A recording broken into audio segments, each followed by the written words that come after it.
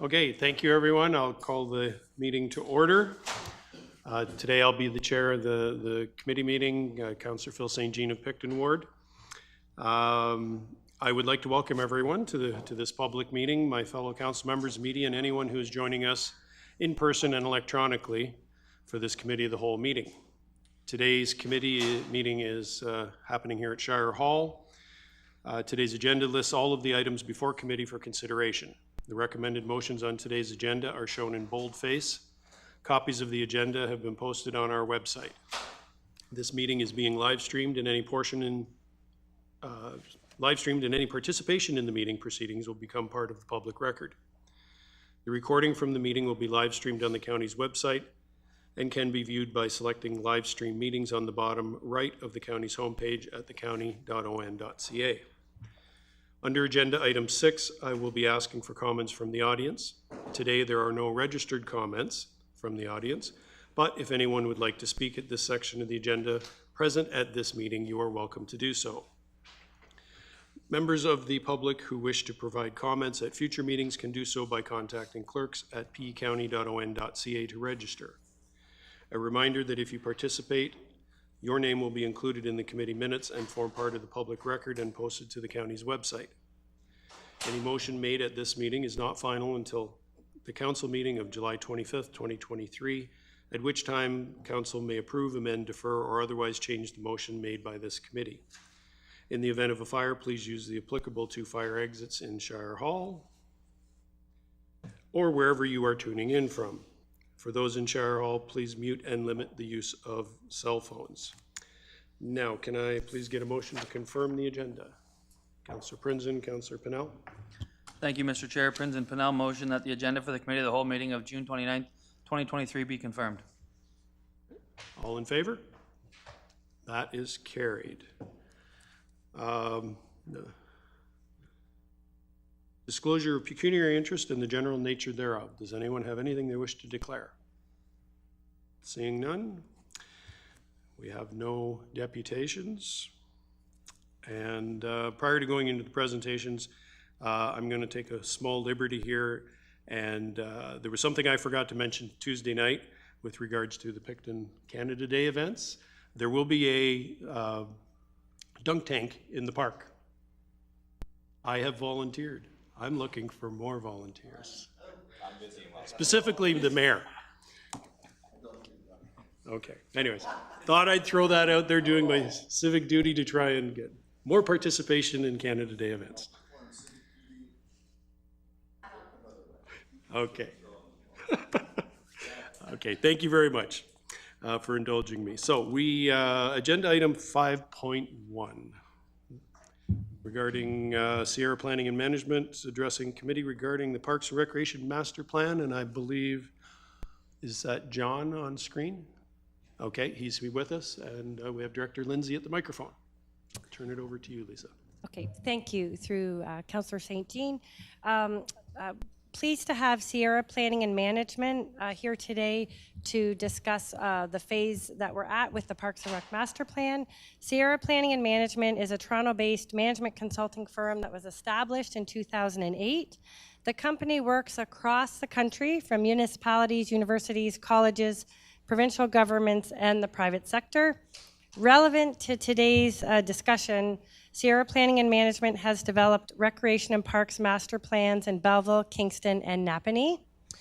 John Hack's work in Prince Edward County dates back to the early 2000s, and I was quickly aware that he had, I think, as much knowledge about Prince Edward County as I do, which was really quite exciting as we were working through the process.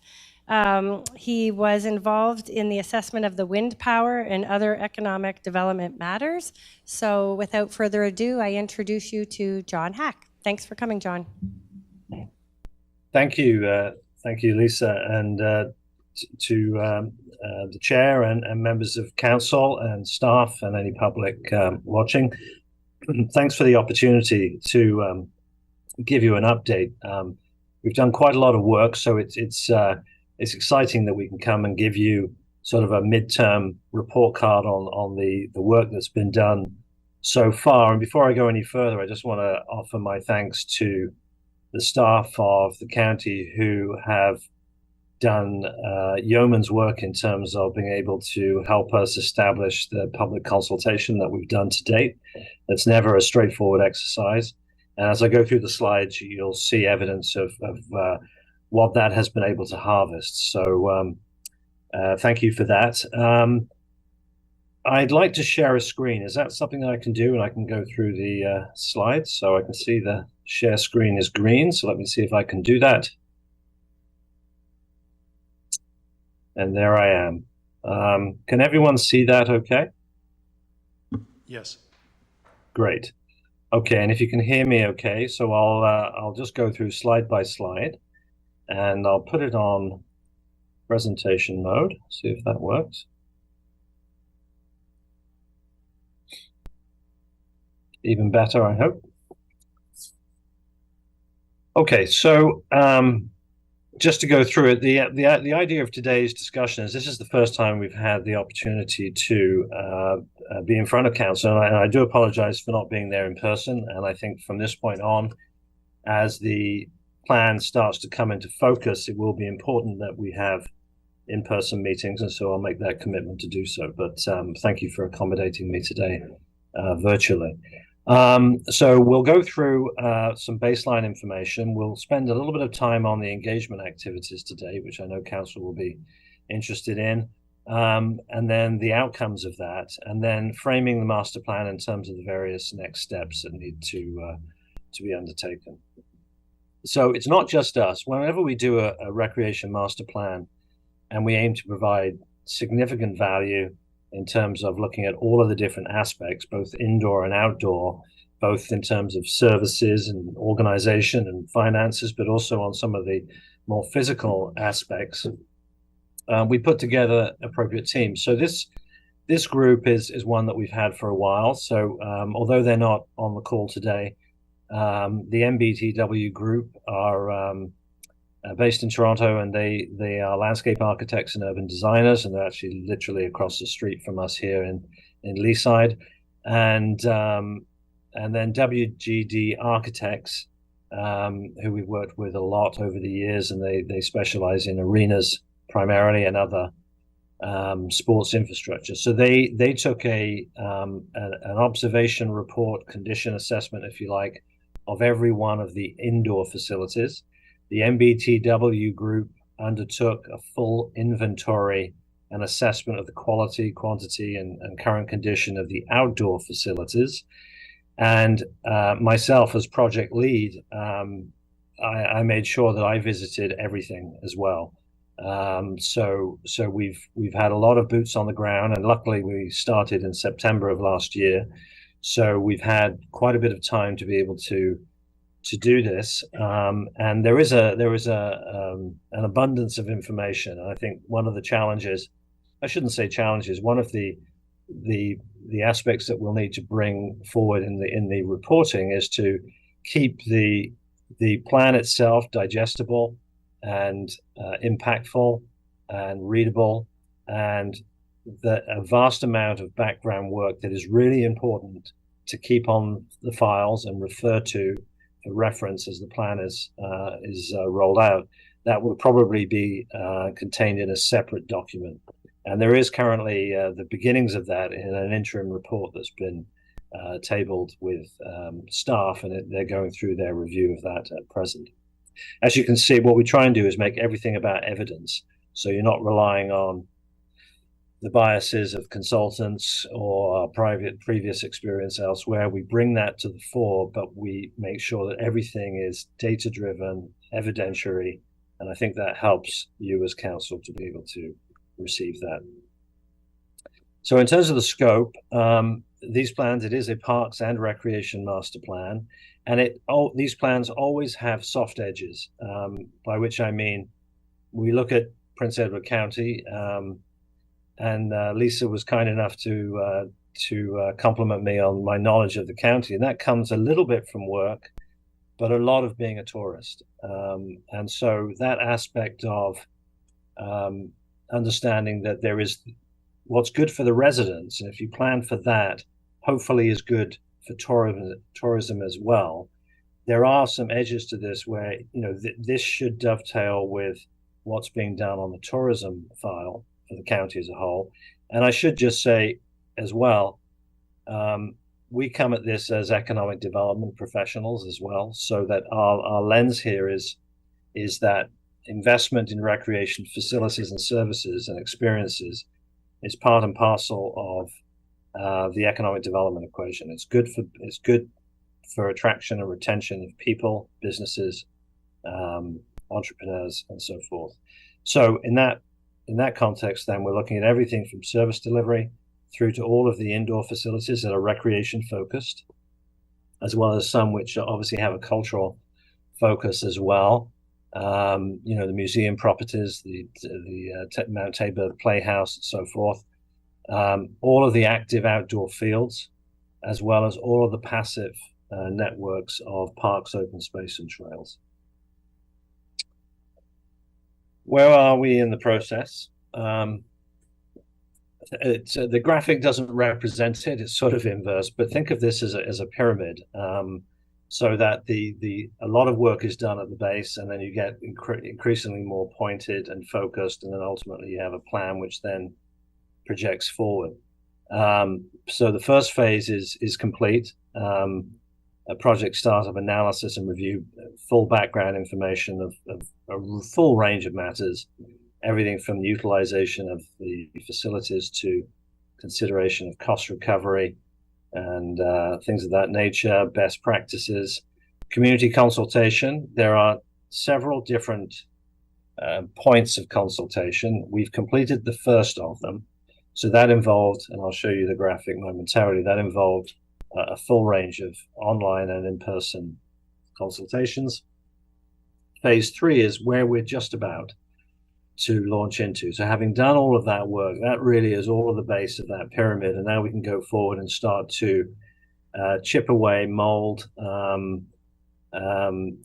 create a plan that is carved in the way that everyone wants it to be. So there'll be more options to consider, and we'll dispense with certain options in favor of more refined choices. And that will be done in part by working with staff, and then in part going back out to the community, probably in the form of one meeting as opposed to multiple meetings, where we ask for input on some of these choices, strategic directions. There are different paths that can be taken. Which do people want to take, issue by issue? And once we get that feedback in phase 3, then we can move to drafting the plan, and then come back, I think, to council firstly, so that you can assess the plan as drafted. And then if that is acceptable to go to the public, we would then go for another round of public consultation, and then back for finalization. And the goal at the end, of course, is to have a recreation master plan that is adopted by municipal council as the guidance document for the next 10 years. And it is guidance. It's not a blueprint. It's not a Bible, but it should speak to all of the actions, short-term and long-term. So a little bit of what we've been sort of communicating to people when we've been consulting about the nature of growth. And I think we can all appreciate, Prince Edward County has been in the news for 20 years, really, in terms of its desirability as a place where a lot of, capital from the GTA comes, people sell and reside in the county. It's obviously grown its footprint in tourism, wineries, culinary, you name it, active transportation. It's a real success story, and I can tell you from work in other parts of the country, it's a go-to case study along with Niagara in that regard. So it's a little surprising, therefore, when I looked at the numbers for population growth. Historically, it's not been as high as I had thought it might have been, because you hear about new developments in Wellington and Picton all the time. But that's just sort of historic recognition that growth tends to be somewhat slow. It's certainly tracking up, so that, within the next 20 years, about a 30%, 1/3 increase. And we'll see whether that transpires and how it transpires. currently on the books about 4,000 residential units in the planning or pre-planning stages, so not necessarily all under application, but either in the context of tire kicking, that they may be projects, to ones which are very active. You can see there the graphic is how many are focused on the two primary hubs. And that's a question for us in recreation is, do we stick with two hubs, or is there a third hub that might be required? When I talk about a hub, I'm talking about a place that becomes a focus for multiple different kinds of activities. It's not about removing the relevance of individual wards or the existing community halls. It's about whether or not in a county as large as Prince Edward, whether or not there needs to be some additional focus in another part of the county. So that's something we're actively looking at. But you can see there's about 3,700, I think, 700, almost 3,800 applications there, or units that are referred to in those two centers. That's about 95% of the total. So the rest is spread out elsewhere. So we need to focus on the planning needs, not only of the county, but also of the different wards. And of course, as it relates to growth, what are the appropriate policies going forward for the two settlement areas there? So in terms of the growth of the county, this one is fairly typical, and I guess the sort of price of success in terms of being a place where people will come and invest and move out from other communities is that you tend to see a more aging profile. So without getting into the minutiae of these slides you have here, you can see that the percentage of those which are older, 65 plus, has grown from 25% of the population to 33%, which is a fair bit higher than the national average. And you can see, therefore, that's sort of reinforced by the median age comparison from the county, which is edging up from just over 50 to late 50s. So in that 55 plus bracket, compared to the province as a whole, which is thoroughly expected to be quite a bit lower because it involves the province as a whole, all of the cities. So what does that mean in terms of our planning? Well, I can tell you what it doesn't mean. It doesn't mean that we turn our attention and refer to Prince Edward County as Elliott Lake, and everything is being done for an aging population. You have to be able to speak to the needs of the youth and those that wish and are moving to the county, either prior to having families or those that have families. And one of the things we heard in consultation was there was a real desire to have an improvement in the range of things that families could do beyond the traditional sports. And that speaks to the fact that we need to be able to plan for an aging population, but absolutely continue to plan to bring the needs of younger families, households, I should say, into view. And if you do that, then that's the most balanced way to go forward. So we look at a slide like this, we take it for information, but we've got to make sure we don't fall into the trap of thinking this plan is about one thing or another. It's about everything. So the indoor facilities, as I said, we visited all of these and looked at their condition, and we have a separate condition report issued for each of them. But obviously, just to go through, there are a number of different facilities, 2 arenas, and the Wellington District Community Center is obviously a newer and a very well appointed building. Functions very well. The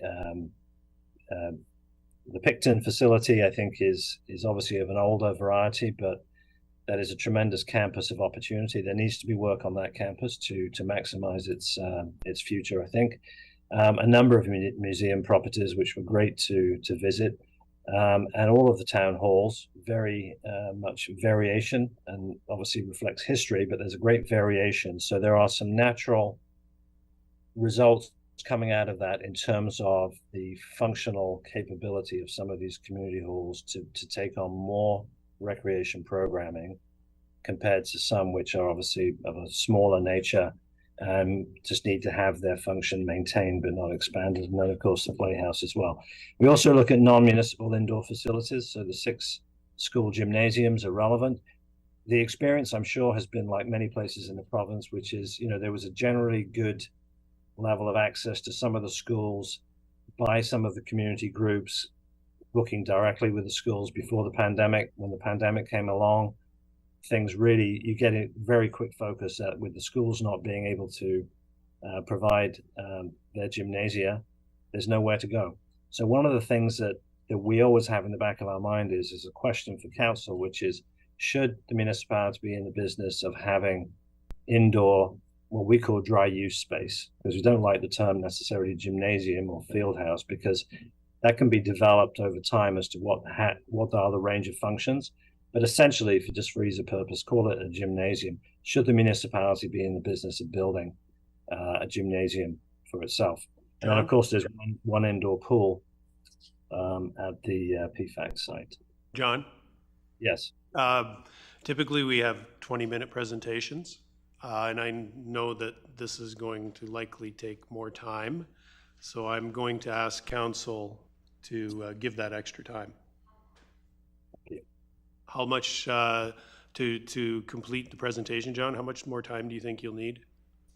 Well, I think I can certainly speed up. We're at slide 7 or 8 out of 21, so I can be a little leaner with the descriptions if council wishes. I would just suggest we give John the time that's required, if that's okay with council. Yeah. I should have a motion to waive the procedural bylaw to permit the presentation to continue beyond 20 minutes.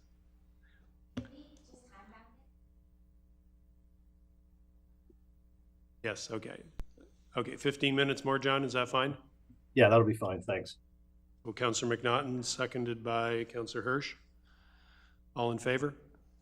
That's carried. Thank you. Just some procedural stuff we had to deal with, John. So please go ahead. No problem at all. I understand. So very quickly then on parkland, we won't get into the details. The eventual plan looks at parks from a systems point of view. How do they function? So we have a hierarchy. So there are parkettes, which should be readily available to as many people as possible within the urban areas, typically within, say, 400 to 500 meters walking distance. And then there are progression of parks to neighborhood parks where you could park more facilities in there, more amenities, community parks, which serve a larger function, and then ultimately destination parks. So a destination park, as an example, in the municipal context would be Rogan Lake, for example, and it's where some of the major field complexes are. So that's been identified in the plan, and in due course, we can obviously provide all that information to the county, I should say. In terms of outdoor facilities, a very good range of amenities. Wouldn't necessarily satisfy everyone. I mean, pickleball there, for example, the group is looking for more in terms of dedicated as opposed to multi-use. So you have to look at these numbers with a little bit of a lens of it being in progress, but the county has a number of different services that it provides. And we're in the process of reviewing what needs to be provided in addition. In terms of the engagement activities, that involved internal, external. So external would be anything from PFAC to the conservation authorities, Ontario Parks, school boards, user groups, and service clubs, and then community engagement via an online survey. 4 meetings were held. All of them were different. All of them, I can tell you from our experience in doing this, they all had significant value for us. The smallest turnout was in Ameliasburg, but it was a very enlightening discussion that we had, and that comes with small groups. Picton was great and significant. Wellington was very well attended, and Wapoos as well was well attended. In terms of the responses for the population, we've mapped it there for you, about 681 responses in total to the survey, which is great. That's a very good response rate. Age category, very typical. We got good representation from those that are younger to middle-aged. You get very little take-up from school-aged children, and then you get good take-up from older adults as well. And you can see there the household composition is well represented as well. In terms of facilities used in the past, that just lists some of them which are typically used on the left-hand side. So the more dense color there is an indication of significance. In other words, you had to list a number, and so this was sort of predominantly listed as those which you use. Prince Edward Community Center there, and then satisfaction. Focus on the green and the sort of mustard colored. Green and mustard colored is either neutral or unsatisfied. So generally very satisfied, and that's typical. But there is often a need to focus on where there's a level of neutrality or lack of satisfaction. Town halls fall into that category. That isn't surprising. It should relate to some recommendations for how we move forward. Outdoor facilities, again, just a list of those which are used. Often it's the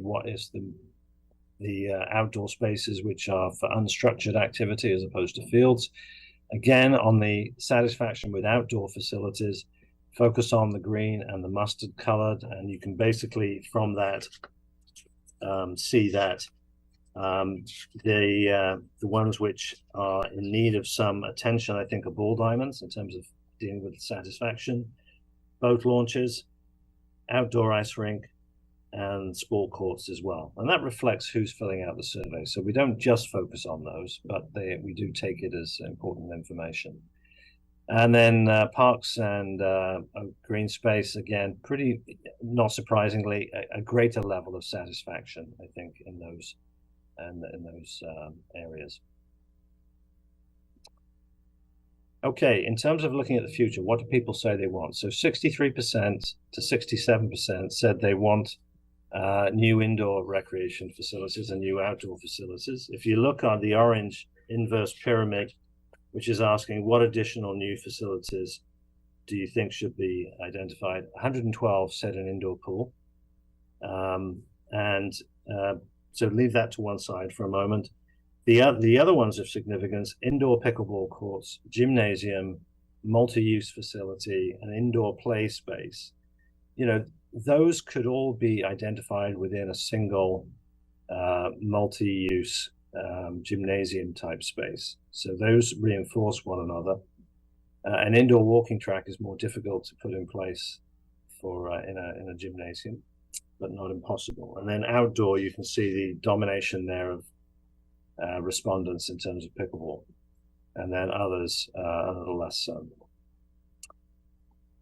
Are you currently satisfied with the level of access to recreation programs and services?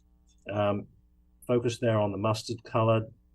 No, 46%. So we need to go into our survey in more detail to see what some of these open-ended responses have been as to what people wish to see. And we've given that on the right-hand side here. It should be in terms of what the top 3 programs are. And you can see the numbers fall out in terms of fitness sports programs. Child and family focused programs are most significant there as well. And, I just would sort of emphasize this again, 82% of respondents believe the county has a role to play in directly delivering recreation programs to residents. That's a big item because currently, like many more rural municipalities, the county does not actively structure its department and its resources to provide direct programming. It works with others to provide programming in the facilities that you make available. So going from one to another model is not a binary thing. There is a gradation that might need to be followed. Expect our plan to come back with recommendations about how you would resource and what you would do to start that process of doing more direct programming or more facilitation of programming to ensure that residents are satisfied. Framing the master plan, as I've mentioned, there are other things we're looking at here. I just mentioned the item there, the second one, transitioning from a no program approach to one that's more balanced in terms of meeting the demand for what people want.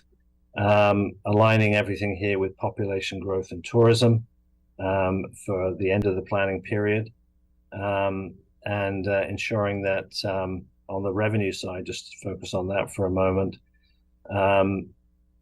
I think there's a need to focus on where the priorities are in terms of what services to subsidize more than others, perhaps, in order to provide recreation. Volunteerism and the role of that is going to be very important, and strategic decisions in terms of long-term development for recreation. There are going to be some things that would happen outside of the next 10-year window, but this plan should speak to them so that you're not having to recreate the whole process in 10 years' time. So in other words, if there's a new arena that's going to be required in 15 years' time, you need to start the land planning and considering, reserves and other things to build during the lifetime of this plan. So there's a continuum that we bring in that regard. So that's all part of future planning. Our next steps, as I mentioned, are to really get into phase 3, and then from that, draft the plan and come back to council and the public. So that is it. Thank you for your time and patience, and I'll hand it back to you, Mr. Chair, and I'll be happy to take any questions. I will close off the screen for now if it's already been done. That's good. Okay, thank you very much, John. A lot of meat on that bone. So I'm going to open the floor to questions. Start with Councillor Pennell. Thank you. Has it been taken into consideration on this plan? I see in particular pickleball. 5 years ago, it wasn't heard tell of hardly in this area. It's become popular. But as you move 20 years down the road, what next might there be that becomes popular, and all of a sudden, because we're looking at soccer and stuff which used to be dynamic and now it's dropping off. So is there some mediocre thing in between that we're looking at to try and project what's going to be popular in the future? Or, it's all right to make a plan that long, but I'm concerned that plan is going to change. Go ahead, John. Yeah, thank you. Thanks for the question. So that speaks to the issue of sort of trends and best practices. And what I would observe is that, the principles of the plan are the most important thing, because things will come along that council has to make decisions on that might not have been anticipated either at all or to the same degree during the plan. So that's so that the point being made is a good one, and you do it by having some flexibility in how you're thinking. So you don't necessarily try and rack your brains as to what the latest sport is going to be. Do we need to build a hall for esports? Things like that. This stuff is all circling around. We've heard for years that hockey is on the decline, but that doesn't mean you're going to close any rinks. It doesn't mean you're necessarily going to be building, so many pickleball courts that there's overkill. So everything is about balance and responsiveness. On the fields, for example, it's about ensuring that you have some expansion capability as well. I'll give you an example. Disc golf is a very niche sport, but it's becoming increasingly popular. And so if you have the park's assets available, you can respond to that. If you didn't have the assets available, it becomes more of a challenge. So the Councillor Parnell is absolutely right. We need to be looking, but it's not about trying to create black and white answers at this point. It's about having flexibility in the plan, and that includes an update schedule. So you might. I don't think you need to update this plan within 5 years, but you need to follow the assumption that by the time you get to say year 8 of this plan, you have to look carefully to see what's been implemented, and then do a review from that. But there are some new sports, cricket and other things. Be aware of that. It all depends on who is moving into the area and what their needs are. Can I have Follow a up, Roy? quick follow-up? Yeah. The other question I had was, we're talking about all these possible houses going to be sold in the county in the future. Having said that, we're almost having to look into a crystal ball as a counselor. Are they going to be young families coming in? Or because of the cost of housing, is it going to be retired citizens and that? How do you project 3 years ahead when you don't know which group of people are coming? Through you, Mr. Chair, the way we do it is making sure you stick to a framework in this plan. So I don't know the details of those applications in terms of who ultimately will be buying, but the unit type and tenure will give you some indication.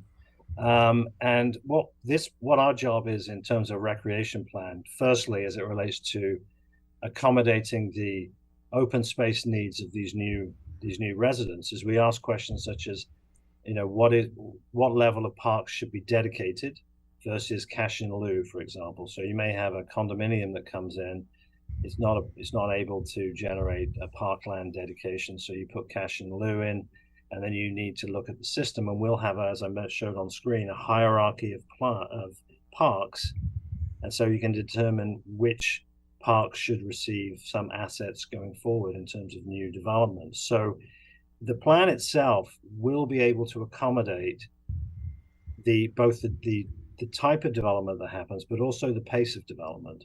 Everything in this plan is in terms of some of the bigger assets, like new arenas or even the gymnasium or that item of an indoor pool.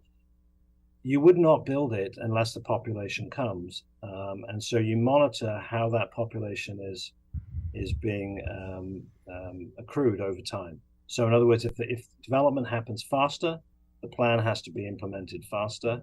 If development is slower, then you don't have as much pressure in undertaking the investment part of the plan for new facilities.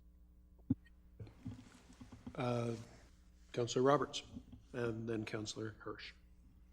Thank you, Mr. Chair. John, thank you for the presentation. It was well worth the time, the extra few minutes. I found it very, very valuable. Thank you. When you say that this is guidance, or ideally guidance for the next 10 years, and it's strategic direction as opposed to a strategic plan, which I appreciate, my sense is from my part of the county, Sophiasburg, that our parks and recreation facilities are evolving very quickly in Sophiasburg. So I understand from your presentation that you've engaged with and consulted with the recreation committees, but did you also get a sense of how quickly they're changing? And they will be different by the time this plan is before us for council approval. I'll just give some very quick examples. The Women's Institute and our Sophiasburg Recreation Committee are really active with regard to the renaturalization of that North Fork Park. So that is a future-oriented project. The Demoresville Rink is now evolving into a basketball facility as well. And the town hall is expanding its recreation offerings way beyond yoga through the Women's Institute. So how do you keep up with all these changes? Is it your intention, John, to sort of circle back to the rec committees and the Women's Institutes and take another snapshot of where they're at, or how will that work? Yeah, through you, Mr. Chair. Thank you, Councillor Roberts. It's very important that the plan does not get into the weeds. I don't mean that, no pun intended there with the renaturalization, but that's a level where, it can be dealt with at the level of principles. It's a good thing to do. There may be some resources that are required. Similarly, the expansion of programming in the town hall would actually tick a number of boxes. So whether it's the county doing it or or the rec committee being able to successfully expand programming, that meets the goals of the plan. The actual specifics of what they're doing is less relevant. It's a level of detail. There is always so that would be a principle of the plan, which is to maximize use of the town halls and to ensure a heightened and greater range of programming possibilities, and also then to support the rec committees and the volunteers. So the way we keep this as flexible as possible, because you're absolutely right, it's a dynamic environment, and if you don't do it in a flexible way in terms of the language of the plan, it kind of is stale dated straight away. It's too brittle. And so, as I've mentioned to Lisa before, when we come back with the plan, the principles of the plan, there'll probably be 6 or 10 principles, maybe less, a series of goals and objectives, and they create umbrellas, and then the specific action items or recommendations, and there might be 100 of them in total, all fall into those categories. So specifics might change, conditions might change between now and when the plan is finally adopted by council, but the overarching vision, the principles, and the goals and objectives are all set in place. And if they're flexible enough, then they give you the ability to meet the dynamics of the future, which it's subject to change. When you come back, just to say go forward 2 years, someone comes in and they want to build a completely new facility and they want to partner with the municipality. The staff reports that come back to you will probably showcase the principles of these plans, the guidance, in order for you to be able to understand whether or not there is a role for the county, I should say, sorry, to be involved. So short answer is we try and have flexible language. Thank you. Councillor Hirsch. Thank you, Mr. Chair, and thank you, John, for this presentation. There's a lot of good information here kind of put all into one place. I was and it's good that you went all around the county, because I was at the Wellington session, which was perhaps hijacked by the pickleballers, but and as has been pointed out, that seems to be very important to people. But I want to talk about age a bit, and that's as someone who sadly now finds himself always in the top bracket of these age categories. I want to maybe challenge and say that we should be cautious about this, your slide 7, and you're not unique in this conclusion that the county's population is aging. We hear that all the time. The county foundation's been telling that to us. But I submit that this is actually changing, and my experience, which is anecdotal, quite true, is that there are more younger families coming into the county than before. We're meeting people at community events. We're seeing people join nonprofit community organizations and so on, who are younger. They're typically working couples, and the main reason seems to be that, and this is thanks to COVID, if we can thank COVID for anything, that they can work remotely now, and they may work for some big Toronto firm, but they can live quite happily in the county and work from here, especially now that we're starting to get decent internet in place. So that's anecdotal now. It may be a little while before we actually see statistics that show that's true.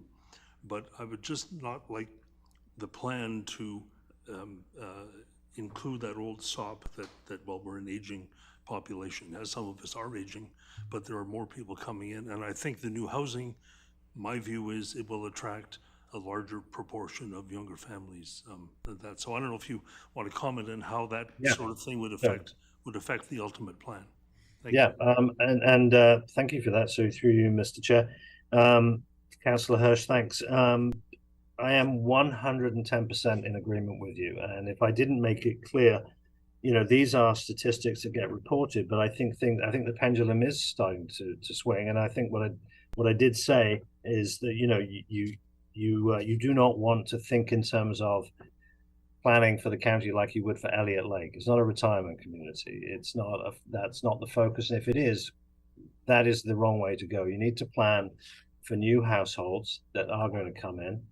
I think coming out of this discussion, along with what Councillor Parnell had mentioned. I think maybe there's to the extent that we can, looking at the type and tenure of housing is going to be very, very important. I was out in Fredericton at the beginning of the week on a plan there, and typically single family housing historically, in that part of the world, but that they've recently seen about 1,000 new units come in, all of them multi-family residential, which changes the dynamic considerably in terms of what they need to plan for. So I think a little note I'll put in here is to get a little bit more of a window on the type of housing that's being proposed for those applications which are at that stage. But just to agree with you, absolutely, we need to plan for a changing dynamic. And we always say planning for the place growing younger as well as a place growing older. They're not mutually exclusive in plan making terms. Okay, anyone else that hasn't already asked a question? No? Okay, then I'll go back to Councillor Pennell. Round two. Yeah, I'm going to make this one easy. I'm going to ask Lisa a question. One of the things I'm hearing loud and clear is for different groups to raise money in the community to help the community is the use of halls.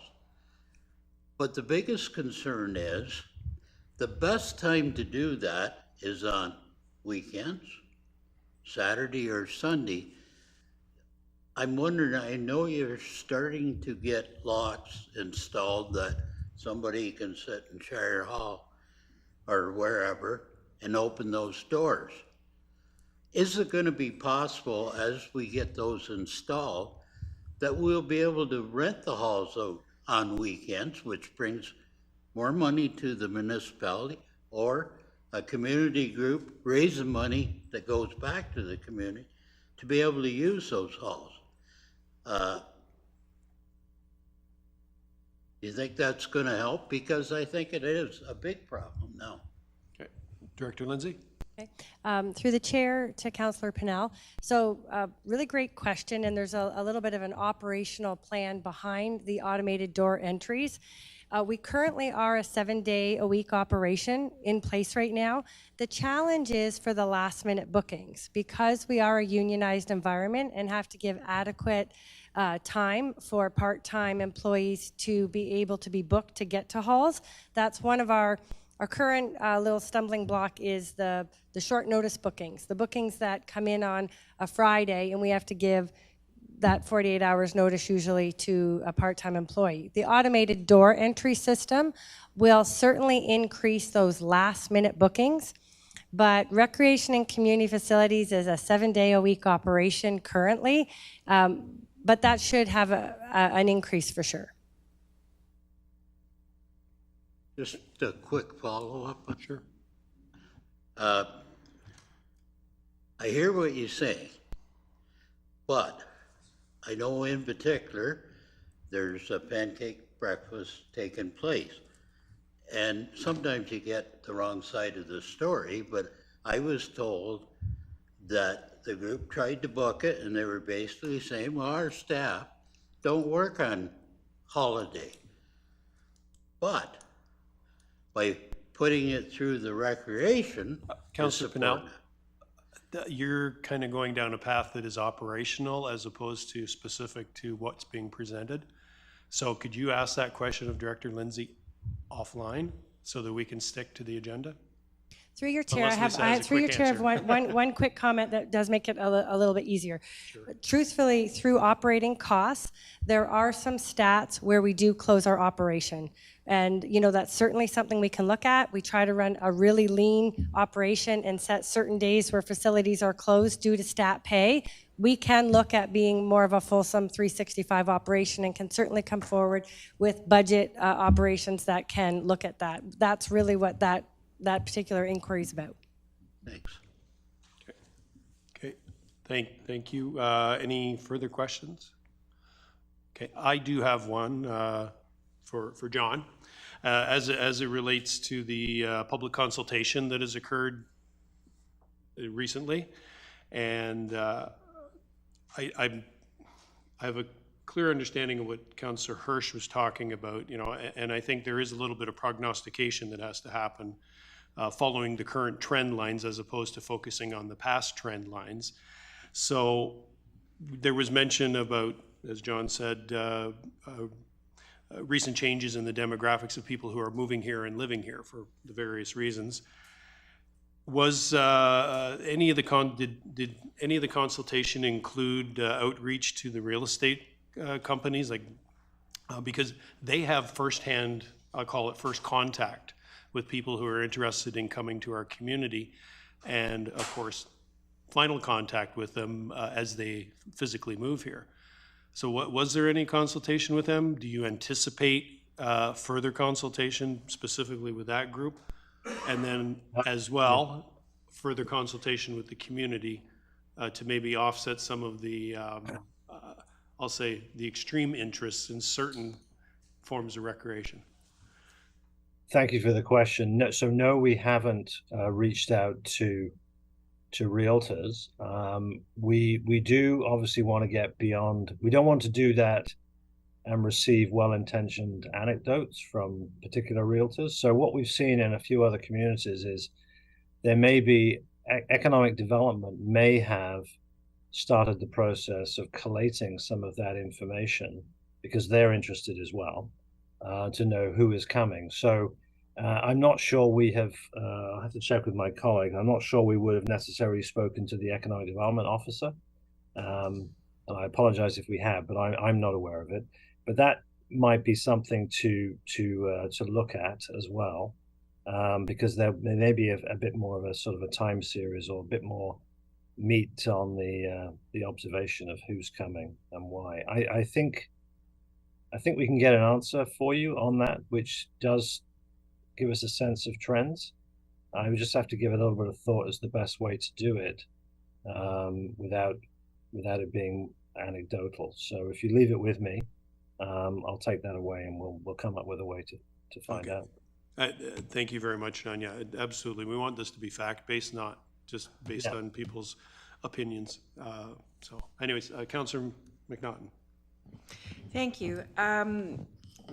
So you touched on the sort of eye level of the plan, or sorry, direction.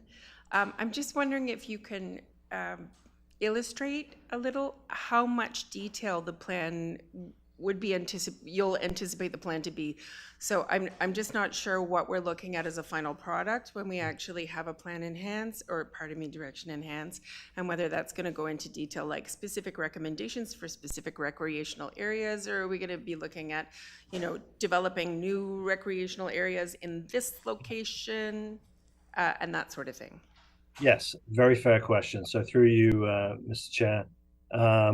So Councillor McNaughton, as I said, yeah, it's a very good question to ask. The plan will be detailed, and it will get to a level of detail where we could talk about doing specific things in specific areas. Meaning, if we break it down, let's just break it into assets first. So indoor and then outdoor. So we will have recommendations for every single indoor type of facility, and that will necessarily bleed into discussions of different locations and what might need to happen. Give you one such example, if we look at the Ameliasburg area, you've got the community hall there, which is functioning well. It's an older building.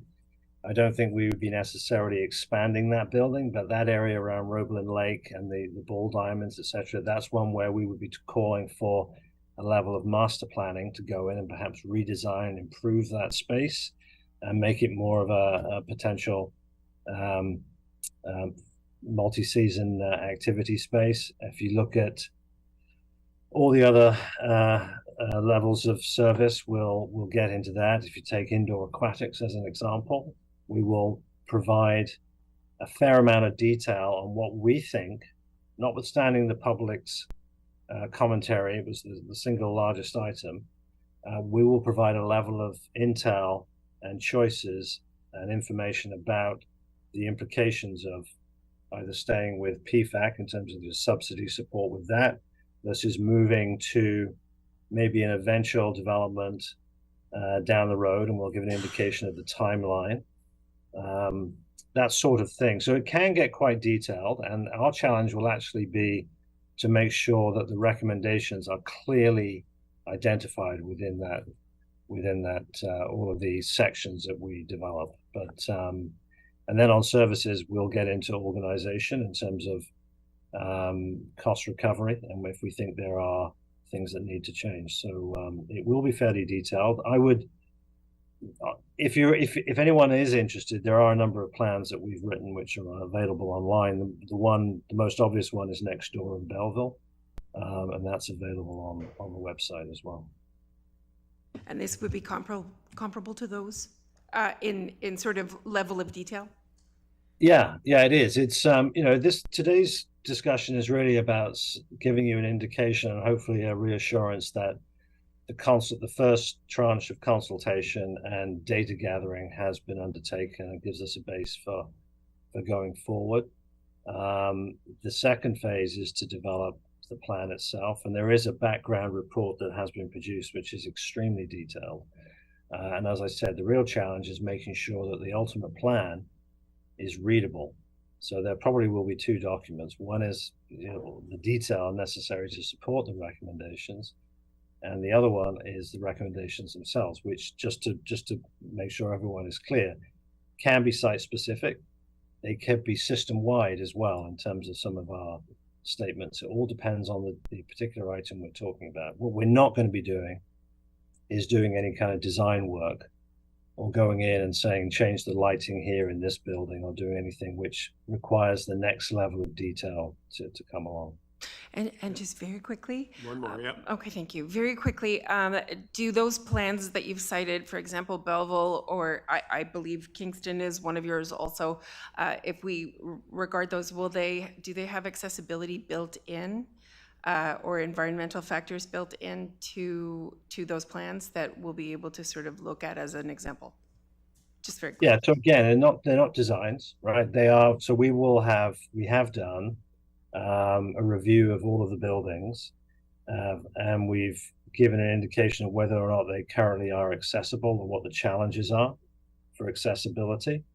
And there will be recommendations that will talk. This is a good example of a system-wide one where we'll say, Thank you. generally speaking, some of the town halls, for example, need improvements in accessibility. Okay. And so the next thing is to hire a full audit of accessibility and work out what is the most appropriate strategy to improve the accessibility. So that will then link into some other recommendations that we have where we will look at the assets, and all of those town halls, they're not all the same. So several of them are better candidates for putting more programming and more people in those spaces compared to others which have a different function because they're so much smaller. So those recommendations will all come together. But the actual detailed recommendations on accessibility for each building, that would be part of a separate study that would have to happen. Thank you, though. Understood. It's general principles that I was interested in. Thank you. Yeah. Okay, thank you. Councillor Roberts, you have one further question? Okay. Me again, John. Just to add another pearl on the string possible pearl and string that Councillor Hirsch and St. Jean have mentioned about changing demographics and what is the reality of our demographic situation. I'm just wondering if it would be helpful for you to consult with our school administrators or our school board administrators and planners. I'll just give you a little example in that Sophiasburg Central School has seen a 30% growth in its primary grades enrollment over the last few years. And that represents young families moving into the area.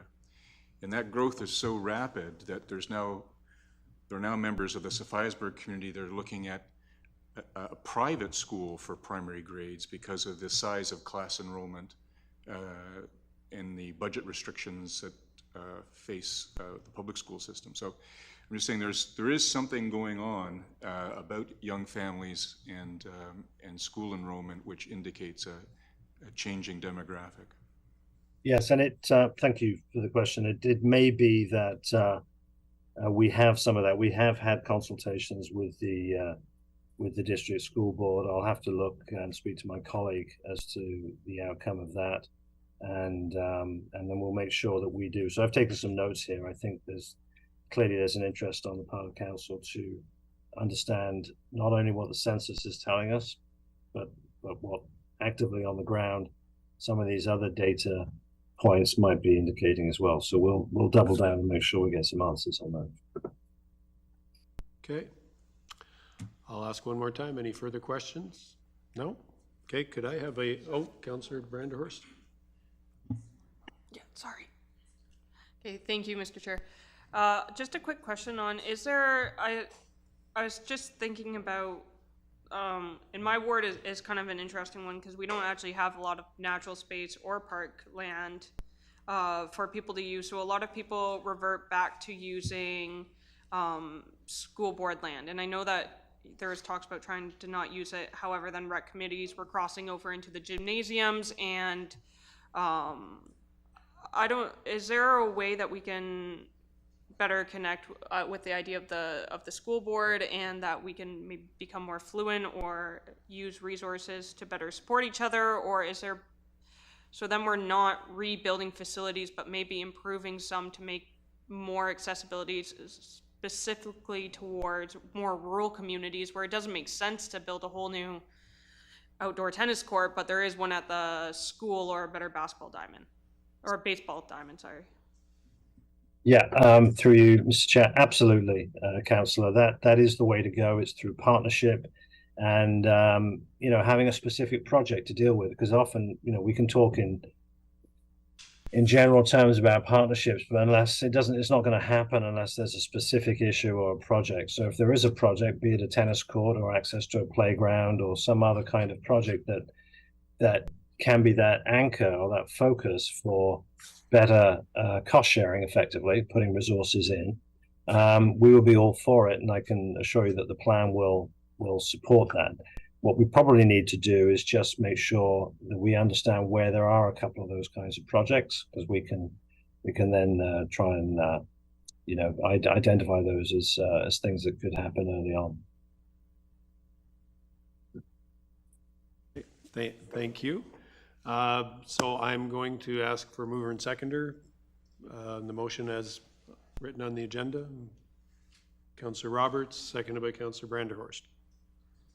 Thank you, Mr. Chair. This is a Roberts-Branderhorst motion that the presentation by John Hack, Sierra Planning and Management, to address committee regarding the Parks and Recreation Master Plan be received.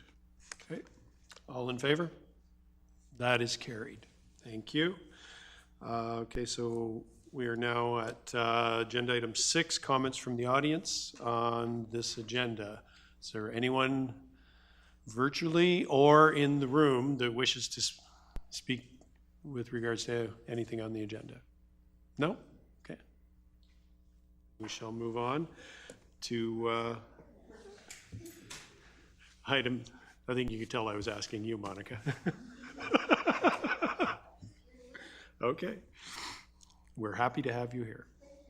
Item 7.1, Madam CAO, Marcia, Wallace, CAO, and the leadership team to address committee regarding the Prince Edward County's strategic plan.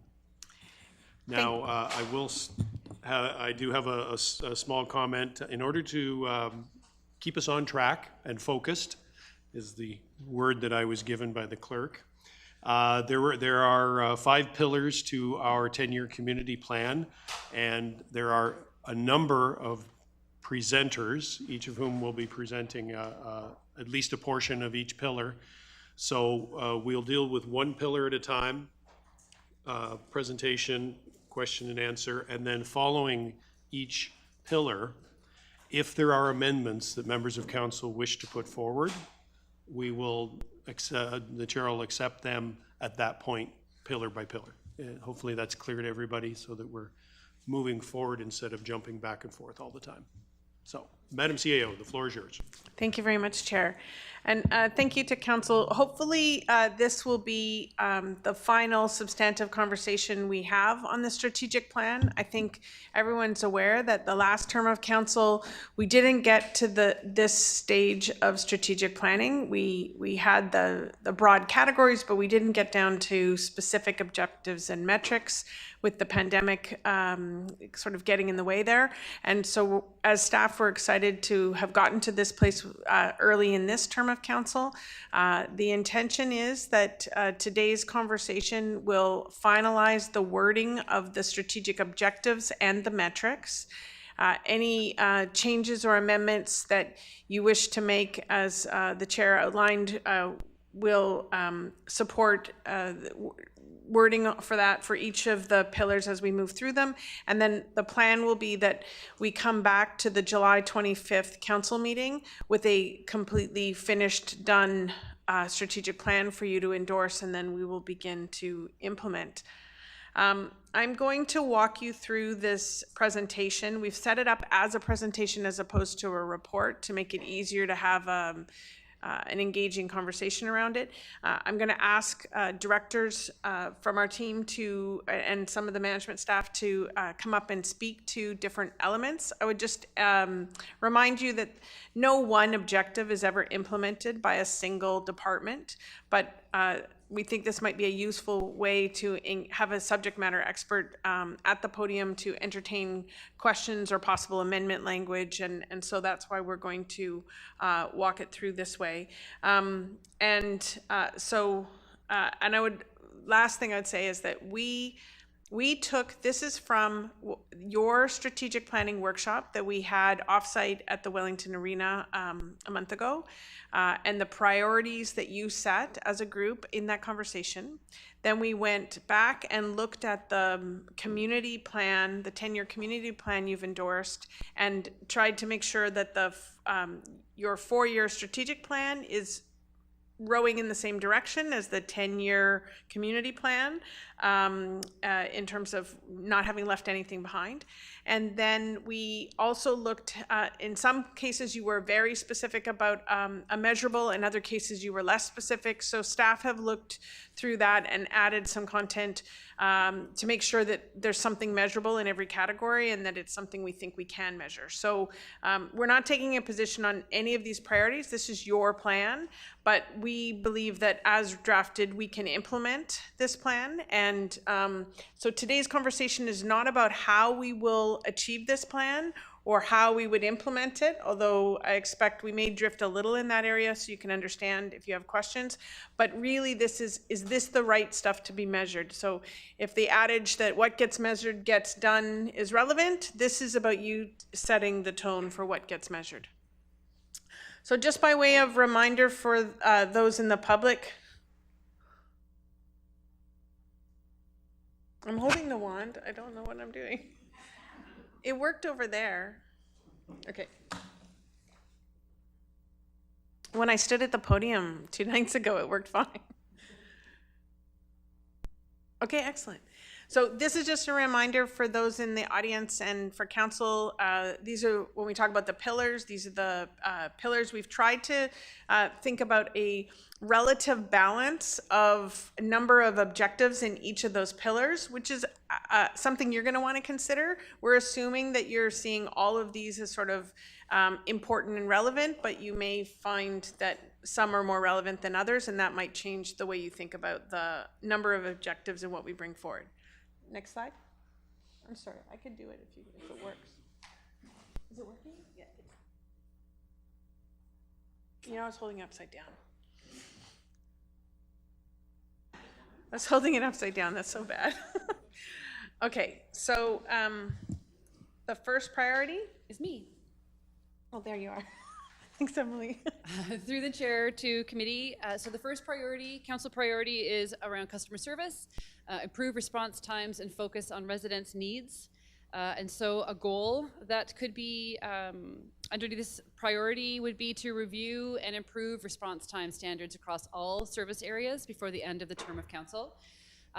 Establish baselines, develop targets for each service area, align targets with resident expectations and regulations, because some targets are legislated, communicate standards, identify resources, tools, and procedures, and the training required to achieve these improved response times. So in order to measure and understand response times, you have to understand what your service standard is going to be, and each department would have a different service standard because they provide different front-facing customer service mechanisms.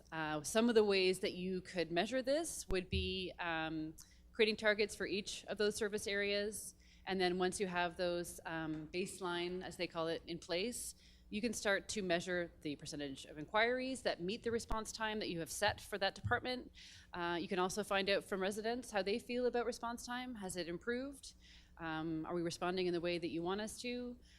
There's quite a lot of ways that customer service can be measured, and the important part is setting it up properly so that we have understood service standards. So we know what our minimum service requirements are, and then we can measure how well we implement that, and then monitor and analyze as we go along, tweak where necessary, and make sure that we're always in a mode of continuous improvement.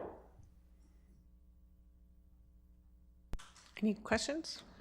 Okay.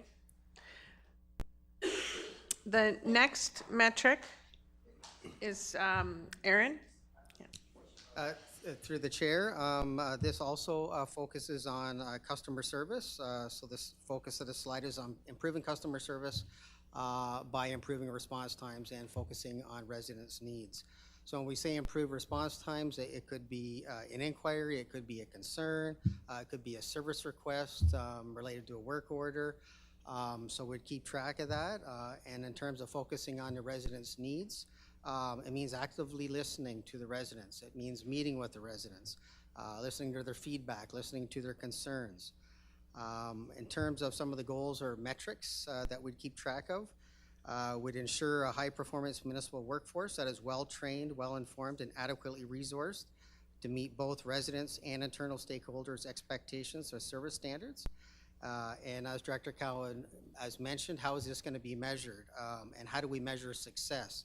So in this case, a couple of the metrics, and this isn't an exhaustive list, is resident satisfaction feedback, a staff satisfaction feedback survey, and a number of training sessions we have per year. And as Director Cowan had mentioned, to measure success, we develop a baseline from which we can measure. Then we track over years, and then we have a target, and we compare to our target. Sometimes that target is generated internally, sometimes that target is generated by looking at our peers, and sometimes those targets are provincial or federal or legislated. So we compare that to define out if we're being successful year over year. Questions? Councillor Pennell? Thank you. One thing that I'm getting loud and clear, our phone system in the county here is just absolutely atrocious. One time you can get through, one time you can't.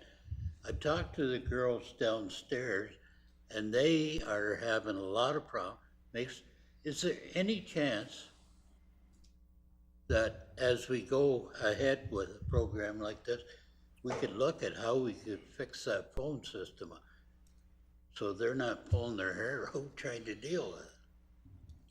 Madam CAO? So through the chair to Councillor Pennell, the short answer is that we are modernizing our customer service and to move to a more electronic system. We hope before the end of the year we're able to launch a electronic way to engage and put in a ticket and have it follow through the work system. But I would just so short answer is yes, we're working on it. But I would just ask for us to get through this. We have lots of operational ideas on all of this, but what we're trying to figure out today is this the work you want us to focus on? And if this is what you want us to focus on, then as we measure it, that will also necessitate coming back to council for either direction on new systems or changes to processes or whatnot. But right now we're trying to figure out if this is really what you want us to focus on. Yeah, as opposed to a specific item as Councillor Pennell was. Yeah. Okay. Any further questions for Aaron on page 2 of the presentation? Councillor McNaughton. Thank you. I'm not quite sure how to ask this question. It sort of relates to what Emily was speaking to and relates to the next section as well a little bit, which is how do you avoid, now you want to be responsive and you want to make, I think that's a good priority. We work, all of us here, and you operationally for all the residents of the county. But, you know, I'm sort of thinking about how do you prevent over-response to individual concerns or tickets when education might be, the public engagement piece might be the best way to sort of offset some of the calls that can't be dealt. For example, come and fix my road, and then the response is, well, the rural road program sees your road being fixed in 2027. And they continue to call, for example. And how do you handle that in the metrics so that we're not over-responding by potentially creating a ticket for a complaint that can't be dealt with in, I'm just trying to think of the danger of such a great response could become over-response for particular tickets. I'm going to take this question, if that's okay, through the chair to committee. So one of the things that we can measure is what kind of questions are we getting, how frequently are we getting them? And that means that perhaps our messaging about some of these programs and projects isn't getting out the way that it should.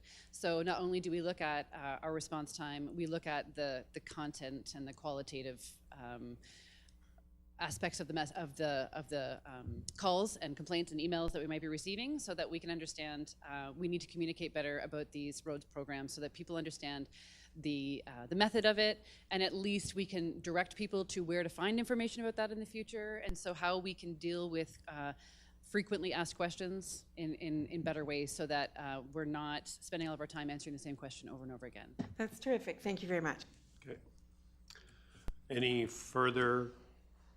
Councillor Nyman? Yeah, it's more of a comment than a question because I don't want to lose, in case I forget it, but just on the phones and communications and stuff, just so what I'm hearing, I'm sure everybody is, when people call to inquire about something, they want to talk to somebody. So the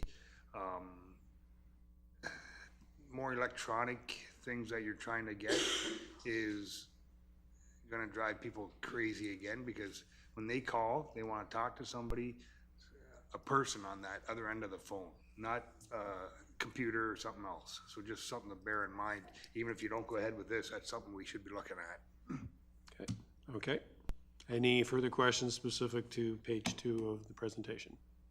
Nope. Okay. Who's next? Yep. Through the chair, this slide focuses on better resident council relations by increasing an understanding, as well as providing more opportunities for input. So in relation to understanding council decision-making, oftentimes when council makes a decision, it's felt that it's opaque, or the residents have a difficult time understanding it. By improving communication and transparency, that would help to alleviate some of that. It would help to build some trust and engagement within the community.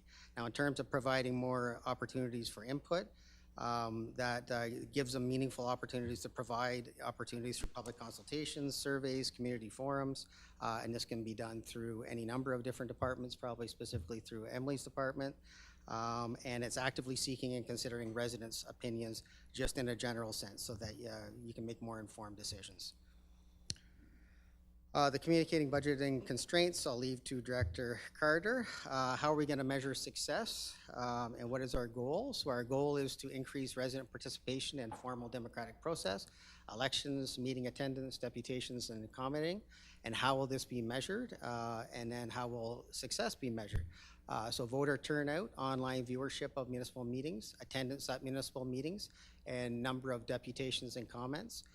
And I know the clerk's department does keep track of this and has been keeping track of this very well. I know I asked Catalina for some of the stats for election turnout, and in 2014 it was 43.79, and in 2022 it was 47.05. So keeping track of those type of metrics can help show that we were successful in this particular strategic priority. Good job, Catalina. Okay, questions? Councillor Harrison, then Councillor Hirsch. My main comment on that one is that unpopular decisions increase voter turnout.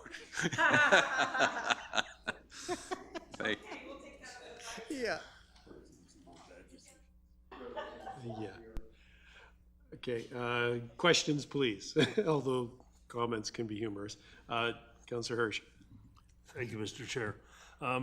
Aaron and well, all of you, especially in the room. I don't know who's running the county because you're all here. But anyway, to me, this is the most important piece. We seem to still be having great difficulty getting enough of the public engaged in our decision-making overall. So I hope you've got some good ideas about different techniques. It seems to me we do our very best, and yet people just, they don't show up. And like last night, there was a public information session on the Tray Resort in near Cressy, and one of the attendees said he'd only found out about it that afternoon because he was playing golf with someone who knew it was happening. Well, we have PSAs out, we have it in the papers. I don't know what we have to do, but we have to do something because we keep being told that we're not involving people enough. I think we're doing our best. It's still not working, so I exhort you to find some new methodologies to get more input. Thanks.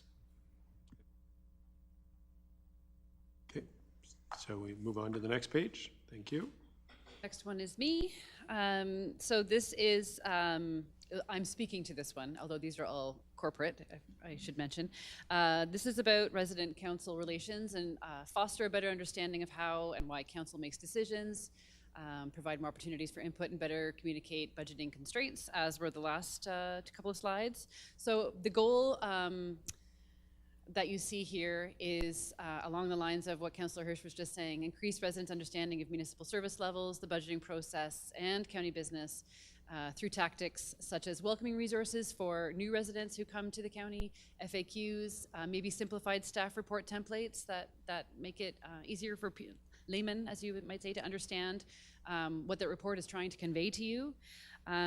So there's different ways that you can do this, and yes, we need to find new and interesting ways to get our information in front of people who are bombarded with information every day.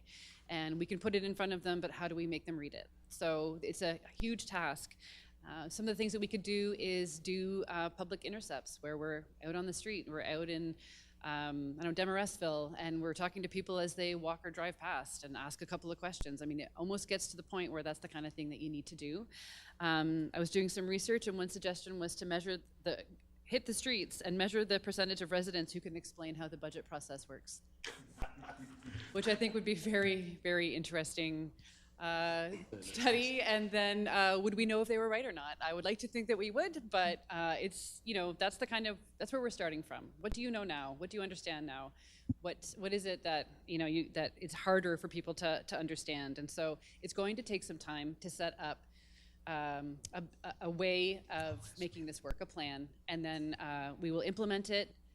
We will measure the success, analyze how that's working, and as always, make adjustments based on feedback and continuous improvement. But I think we have some pretty creative staff who are ready to get out there and try some new things. So we'll see what happens. Any questions at this point? No? Okay, we'll move on. Chair to Council. This brings us to the council priority for budgeting, ensuring budgets are spent equitably throughout Prince Edward County and focus on long-term fiscal planning to spend within the means of the county. One of the goals could be before the end of this term of council, develop a tool to help council and staff understand how discretionary resources are currently allocated across the diverse population and large geography of the county, using this understanding as a baseline to inform future standards and associated spending. Possible means of measuring would be the dollars invested or a number of projects and wards relative to population, and then dollars invested or a number of projects in service of equity-seeking populations.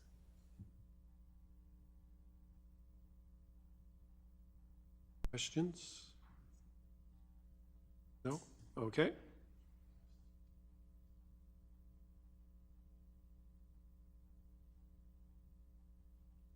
I'm up again. Next page, yeah. And the next one, budgeting, ensuring budgets are spent equitably throughout Prince Edward County and focus on long-term fiscal planning to spend within the means of the county. Another goal, starting with the 2025 annual budget, present both operating and capital budgets in the context of a 4-year program. So first year adopted with 3 years of forecasted figures to provide a longer-term financial plan or planning lens. How will it be measured? The availability of the 4-year budget in 2024 with council satisfaction feedback on that package, if you will. Okay. Questions with regards to these suggestions? Councillor Pennell. Yeah, my question is, as we move ahead, we've saw some projections in the last budget and over a 4 or 5 year basis, and the odd one was, I think we'd all have to move out of the county and have somebody else pay the bill. So I think it's great to get a projection, and I agree it's the right way to go. But how do you get the people to project realistically and not a pie in the sky, the taxpayer full of money? Through you, Mr. Chair, to council. One of the ways to do that is through the report that we take to council that we started last year on budget directions. Council could mandate a 2% increase across the board or no increase. That would give staff the parameters from which council would accept. You could also give that for a forecast. So you could say we expect 0 in year 1 and 2% thereafter. There's other means, and that would be brought forward in a report to council to get feedback on. I'll just say that a forecast is just an estimate, and so it's like a living document. It's going to change. It should be very fluid. Anybody with any familiarity with a business plan knows 1, 2, 5, 10. You plan for the future with your best estimate. And I do have a question for you, Amanda. So maybe it's more of a comment, but as we move through the asset management planning process, I guess in your opinion, is this the next natural step of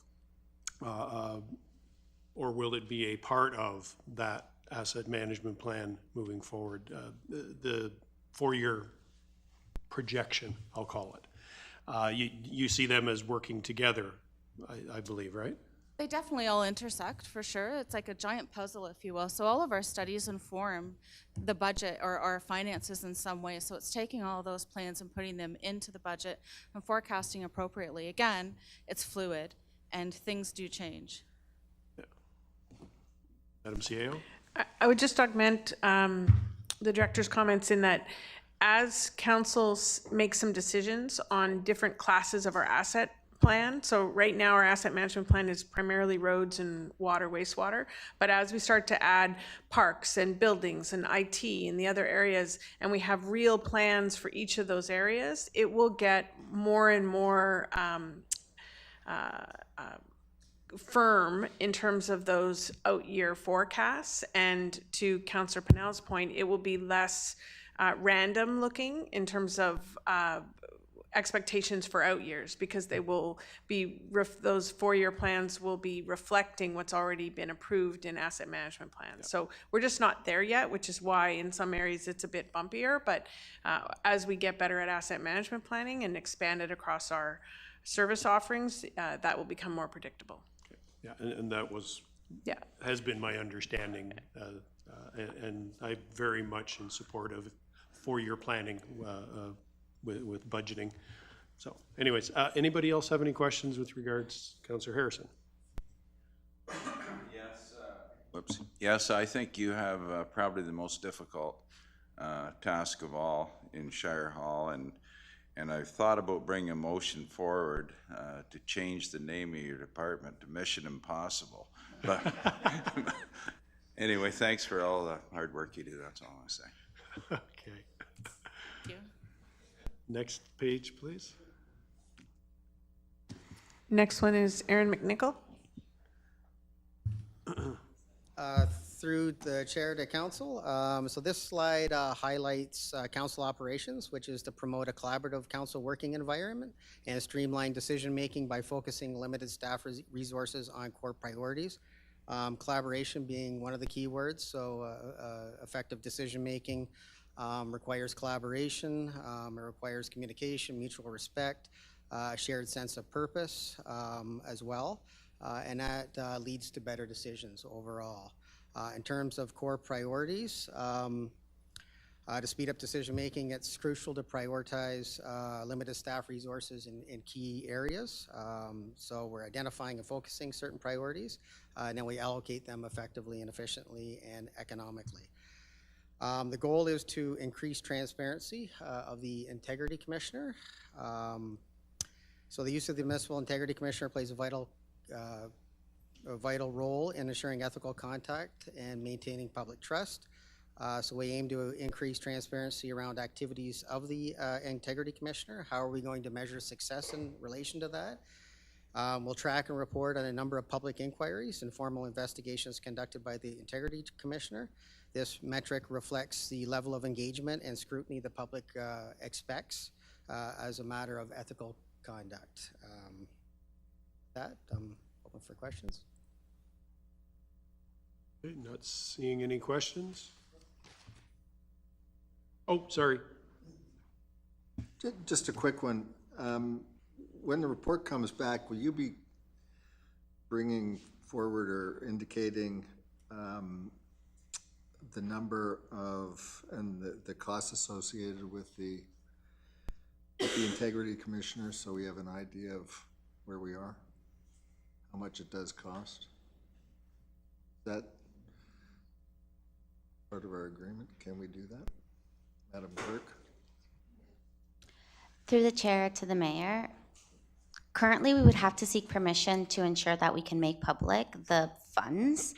We have received permission to be extremely transparent and track like the number of requests, similar to how we track the number of conflicts of interest on our website, on our accountability and transparency page. That's what we were hoping for, but we could explore including the dollar value quarterly, because the CAO and I do get the invoices from the Integrity Commissioner, so we have that data available. Okay, I think it would be useful information, but leave it up to you. Thanks. Okay. And this is the last one in this section, Peter? So this is the same council priority as the previous slide, and that's promoting a collaborative council working environment. And the goal in this one is increase council staff interaction to improve mutual understanding of how service areas function, residents' expectations, constraints, and opportunities. And our interpretation of how we might accomplish this goal together is to encourage council to attend, I know you have lots of meetings already, but to attend the public information centers and the public consultation centers, have you out to do more site visits. I know you've gone to some of the plants already and perhaps some of Lisa's facilities, but continuing that, as well as staff could work on providing you information sessions or 101s on areas that you'd like to learn more about. And those could be various different topics. So how could we measure something like this? Well, I mean, simply it's just tracking the tracking the attendance, the number of site visits that we might do, and the number of information sessions. Questions? Councillor McNaughton and then Councillor Brainy. Thank you, and just thanks to staff for the increased opportunities there have been, and the productive opportunities that they've yielded. It's been a good experience to attend a couple of more enlightening visits, and I appreciate it, and I like the idea that there'll be more of them. I just want to know, so for this overall section, I kind of want to ask the chair also when to address things that might not be identified within a priority. Would it be towards the end, right at this moment? This, for example. Let's get through this page, and then my intention was to open it Okay, up in great. general. Thank you very because much. I know people will think of a question after we've moved on, so I want everybody to have the opportunity to speak to whatever it is they feel they need to, so. Yeah. Thank you, Chair St. Jean. I really like this priority, along with the customer service priorities earlier. I've always felt we get more done as a team as opposed to working in silos. I think that with that collaboration, getting to know counselors and us all, obviously getting to know staff, we get to learn what each other's challenges are and the things that we face together, and then we can work towards them together. So I do like that priority. I think it's going to make a lot of sense moving forward, and I commend you for having it up there, so thank you. Okay, appreciate that. Councillor Branderhorst. Just a comment on what you said. I mean, I would really appreciate some one-on-one sessions or 101 sessions, especially towards ward-specific things. Like I don't have to deal with wastewater, and well, I need to know wastewater, but it's not a main priority in my ward. But prime ag zoning is, and severances, and understanding bylaw or planning. So it would be helpful for different counselors to be able to really know how to better answer questions, because then that all goes back to better response times and better. So I mean, that would be an area I'd be interested in. Okay. Councillor Pinnell. Yeah, I agree 100% with that. But the goals and metrics on that, how it would be measured, I think we as council have got to be reminded to work with the departments and go in. But it's a two-way street, and I think it's got to work two-way. We respect that, but I think in return, the departments have to respect that. And great idea, but we got to work together. It can't be, I'm too busy all the time. Okay, so if there's nothing further on what Peter just brought forward and this page, this is the end of this first pillar section. So I know Councillor McNaughton, you likely have something you'd like to say, so I'll start with you. And and by the way, if, as mentioned at the beginning of the presentation, if any member of council wishes to put forward a suggestion that maybe will end up as a form of amendment to the motion that is yet to be put on the floor, then I would suggest we do that at this point on this pillar. So. Thank you. And I haven't even thought about working through any amendments. So I'm interested in this section. I'm interested in the local government overview for efficacy and efficiency, but there's no section that talks about the corporate culture and staff retention and some of those important factors, and I'm interested in if there's a way we can conceive of this being included as a broader goal, with a potential, with I think some measurables attached. There was one mention of staff training in one of the items a little bit further up. I'm not looking at that page, but trying to understand from the staff perspective what makes how we invest in training, retention, and cross collaboration, which has been mentioned, which I think is very strong, is important to me. So that's a priority that I would love to see metrics for or goals for. And I'm also interested in, we've got a sort of council collaboration priority, but nothing that talks about, nothing that talks about the collaboration that we've heard mentioned by a couple of councillors already, which I think is a really valuable thing to consider how we do that, how we as an entire organization, two sort of arms of an organization, how we best collaborate together, how we establish joint goals for that are meaningful and that respect everyone's respective roles. So certainly the education piece and the familiarity piece with the staff-council relations, but also, but that, you know, certainly on my priorities sheet, and I think a couple of others in the room, we had looking at opportunities for more collaboration. So in my reckoning, it would be more than just those information pieces, but also fostering opportunities to work together in those consultative perspectives that we have in a more collaborative manner, in an increasingly collaborative manner.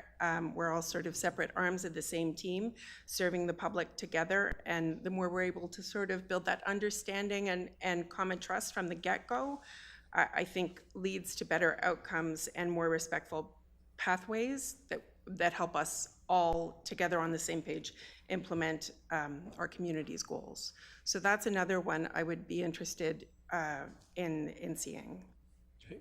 Madam CEO, you wish to comment? Yeah, through the chair to Councillor McNaughton. So there's two separate issues. I've gone back to the slide related to the municipal workforce. So I'll just remind everyone that we built this off of the priorities you gave us and the community conversation. And while the last term of council, there was a strategic priority around the corporate culture, that did not show up in either the community conversation nor the council priority conversation. So it is not expressly identified as a council priority or a pillar. It seems to be a much more how the whole organization relates to the public has been more of the focus, and that's why you're seeing it this way. That being said, we did see that goal about a high-performing municipal workforce. I would suggest that, Councillor, if you do not think the wording here captures what you're talking about in terms of how the organization is in its best possible state in order to achieve those outcomes, then a motion to amend this goal is the right place to do it, because that's what we were trying to get at here, and that's what I believe was coming through in the material we got from you in your last round of discussions. The other piece related to, and this kind of crosses over to both what Councillor Pennell and Councillor McNaughton have been speaking about, related to how council and staff interact, which is the objective that I'm showing on the screen now. Again, I would suggest a motion to amend this goal if it doesn't meet the need, but we were looking at our primary way that staff engage with council is through committees and through conversations that are when we seek decisions at this table, or the education or site visits or consultation, the backgrounders we provide on major initiatives, all of that kind of information sharing, the one-on-one conversations we have on different topics upon request. So we felt that this adequately captured that sort of suite of activities. We do see this as a two-way conversation. If you don't feel that the wording is strong enough to suggest that, then I would ask you to amend this, the wording of this goal. Councillor McNaughton? Do you have a suggestion? Not yet, but, and it might actually take me to that, it does lead me to another question. So if you will indulge me, I would ask the CAO, is this going to come forward for approval at a council meeting as an item or as simply a bylaw will it be its own item for discussion, or will it be just something will be anticipated to approve in the items further down the agenda for consent or a bylaw for approval? Through the chair to Councilor Mignon, this would not be a consent item. This would be an item on the agenda. proper I item? just Okay. will note that in the current, there were 4, I think, motions on Tuesday for items for discussion, notice of motion. So the July agenda as our only council meeting is rather large right now. So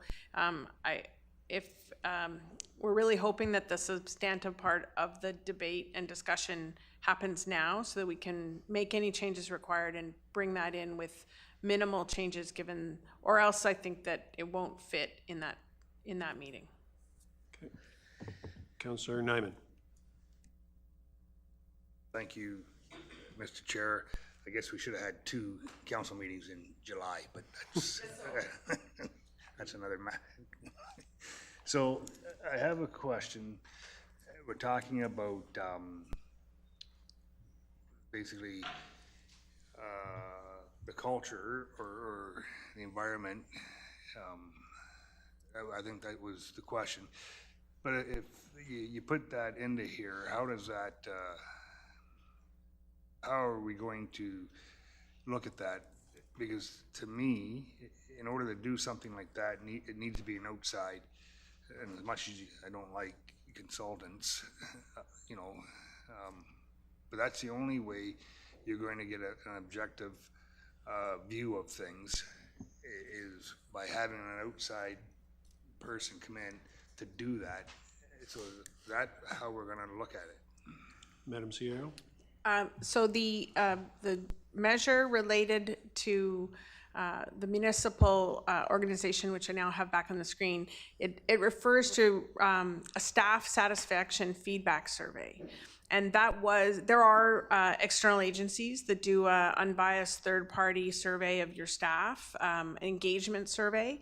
It's a popular tool municipalities use to kind of gauge the culture. So we are in the process of a whole number of everything from training to succession planning work to sort of general health and wellness, some engagement and culture activities. There's lots of things going on in the corporation, but you can use a third-party engagement survey or staff satisfaction survey as a way to measure whether or not you're moving in the right direction and use that to benchmark year over year. So that is what we're considering when we talk about measuring this goal.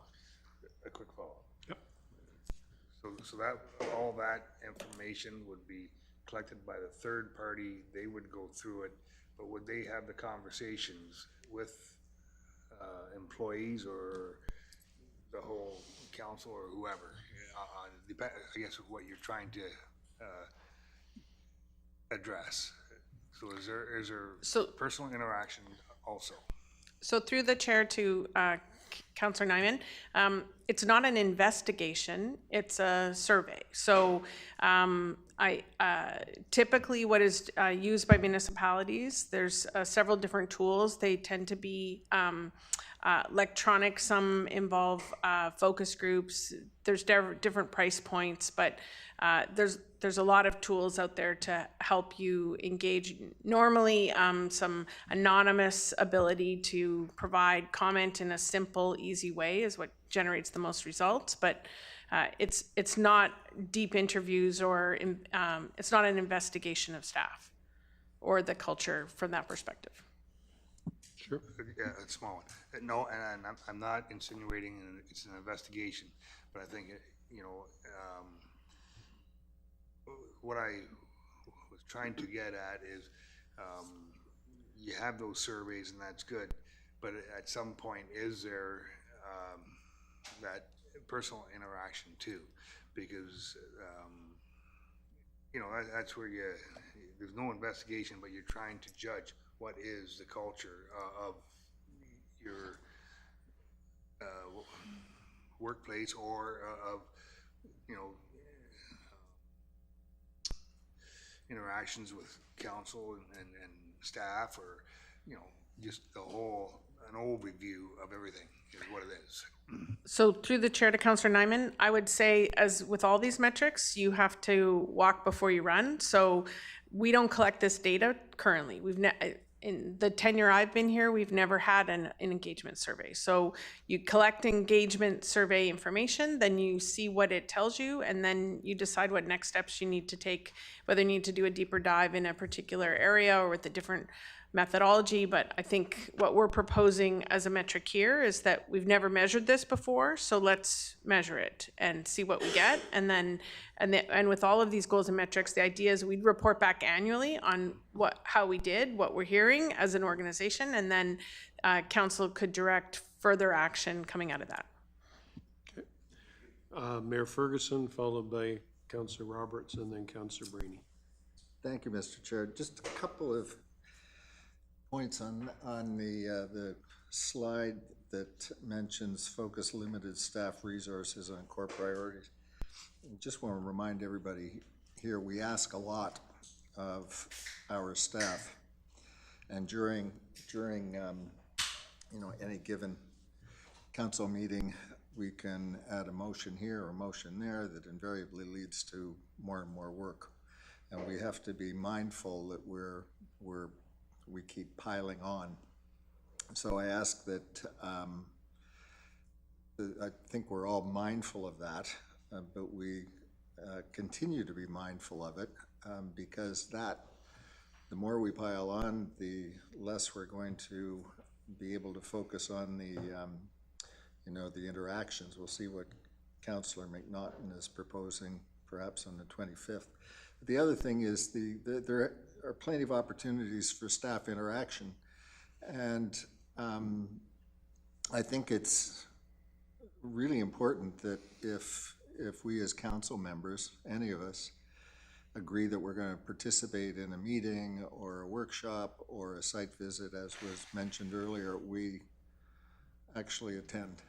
If we say we're going to attend, I know things come up at the last minute, but I've heard reports from staff members indicating, well, we had this planned and nobody came. So just a couple of notes about that. I think we are very fortunate to have all you guys and your staff working on our residents' behalf and our businesses' behalf, and I think we're all very appreciative of that and very appreciative of the working relationships we have with staff. So thank you. Okay. Councillor Roberts, followed by Councillor Brainy. Thank you, Mr. Chair. I wanted to go back to the slide that talked about the context of a 4-year forecast, and I don't have a problem with it. I just have a concern that I wanted to articulate and get some feedback from staff. I think we're finding that in all of our contexts, 5 to 10 year plans and budgets, especially out-year economic forecasts that deal with 5 and 10 year timeframes, I just think they're becoming increasingly problematic. That is so far out in terms of a time frame, and it's, you know, it's things beyond our control. It's, you know, the speed of technological change and artificial intelligence, pandemics, wars, environmental change. They're increasingly rapid, increasingly radical, and increasingly global. So when we picked 4 years as a budget forecast, was there some magic to that number, or would 3 years be a little bit more prudent and workable in terms of an economic forecast? Through the chair to Councillor Roberts, and I would say, well, so 3 or 4 years is commonly used in most municipalities that look at forecasts. 4 years was the wording in the motion that we got from council coming out of that strategic session, probably because that's how we've been doing it in the past. So if you want to change that, that's fine. As the finance director pointed out, you're only ever making decisions on year 1, and the rest of it is a moving target anyway. So if you wanted to change that in amendment, I don't think that would make a substantive difference. I will say it's very hard for us. That's to forecast out. It's easier, a little bit easier on capital, because we have the benefit of our asset management planning and the long leeway on a design to build, you know, continuum on a major project. It's very hard to do on an operating basis. So if you wanted to change that number, an amendment. Thank you, Madam CEO. If I had support of council, I would move that amendment.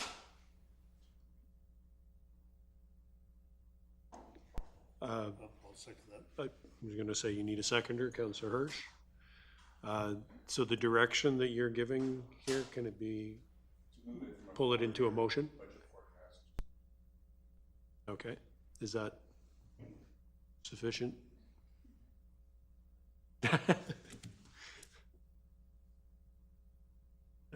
This is collaboration.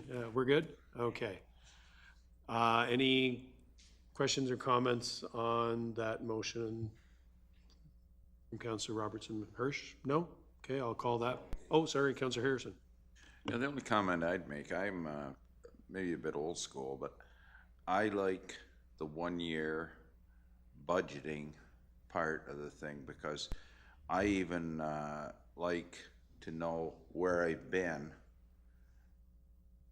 in light of where we're going on a shorter scope. And from most people I know in business, you can't budget properly going forward unless you know where you've been. And I concur on 4 years being too long, but I still like the system. I think it's evolved for a reason. And for council to have a grip on things, I think it should be left alone.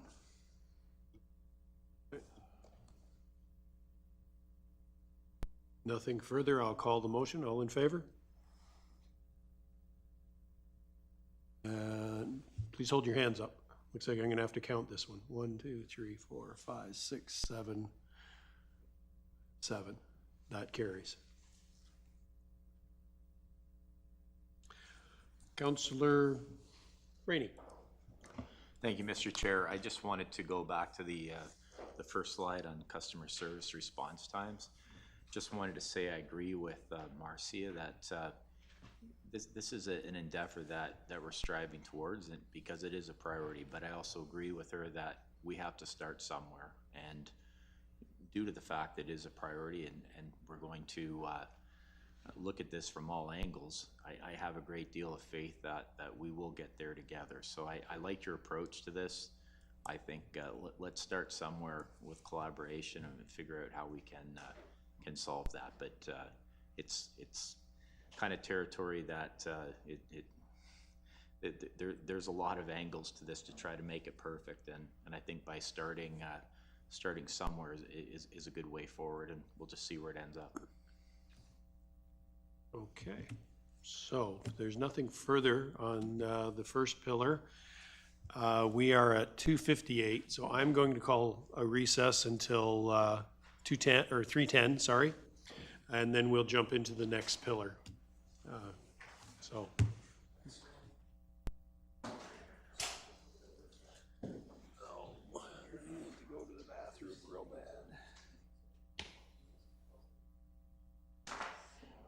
There's my phone.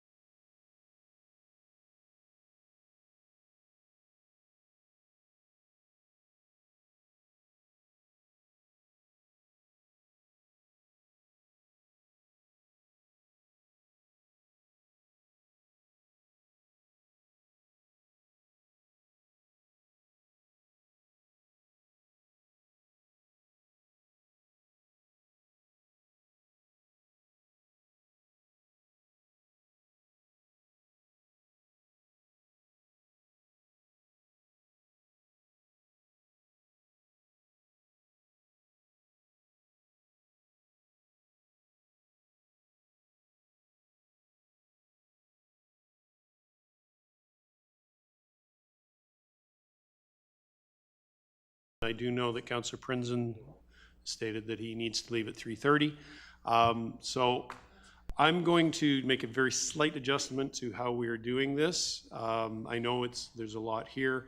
So we are now on the green pages, a rich history and creative culture come together in a unique rural and natural setting. I will start by relieving staff of doing a minor presentation ahead of time and asking if there are members of council who have questions with regards to this pillar. And we'll start taking the questions and have staff respond appropriately, I think. So, everybody's read this pillar. Questions? I'll start with Councillor Nyman. No, I have to leave at 4 o'clock too, so. Okay, so we need to be efficient in our time here, folks. So, if you have a question with regards to this section? Actually, all of them, Mr. Chair, just based on the fact that we'll have to leave and we want full participation. What I was going to suggest, all these pillars I think are very important to all of us and to staff. And what I'm suggesting is we do one pillar at a time. Leave this alone, we've already done one. We come back another day, another time, and we focus on that and move forward from there. So it's, especially with people leaving, you want kind of want that participation. I think it's fair to the work that's been put into this, but also to the fact that we can focus in on each pillar, and that's just my suggestion. I'm certainly willing to, I'll stay for the whole thing. I just want to try to find a way forward that might be feasible for everyone. Okay, I'm going to ask the Madam CAO for So, some input here. Yeah, through the chair to council, I mean, if that's the wish of council, it will slow down the finalization of a strategic plan. But I think rushing through it is also not a great idea. And I mean, unless you have another special meeting, I think that's a reasonable approach. And each committee of the whole for the next little while will cover another pillar, and sometime in September we should finish this. Okay.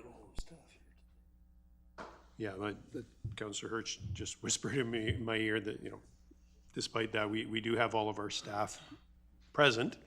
But I do respect what you're suggesting, Councillor Brainy, and with the CAO's input, if that is the will of council to bite this off in smaller chunks, then I would look for a motion to that, giving that direction. So I would make that, Mr. Chair. No, I've just got a comment before sure motion, if you don't mind. Yeah, we do have staff here. It's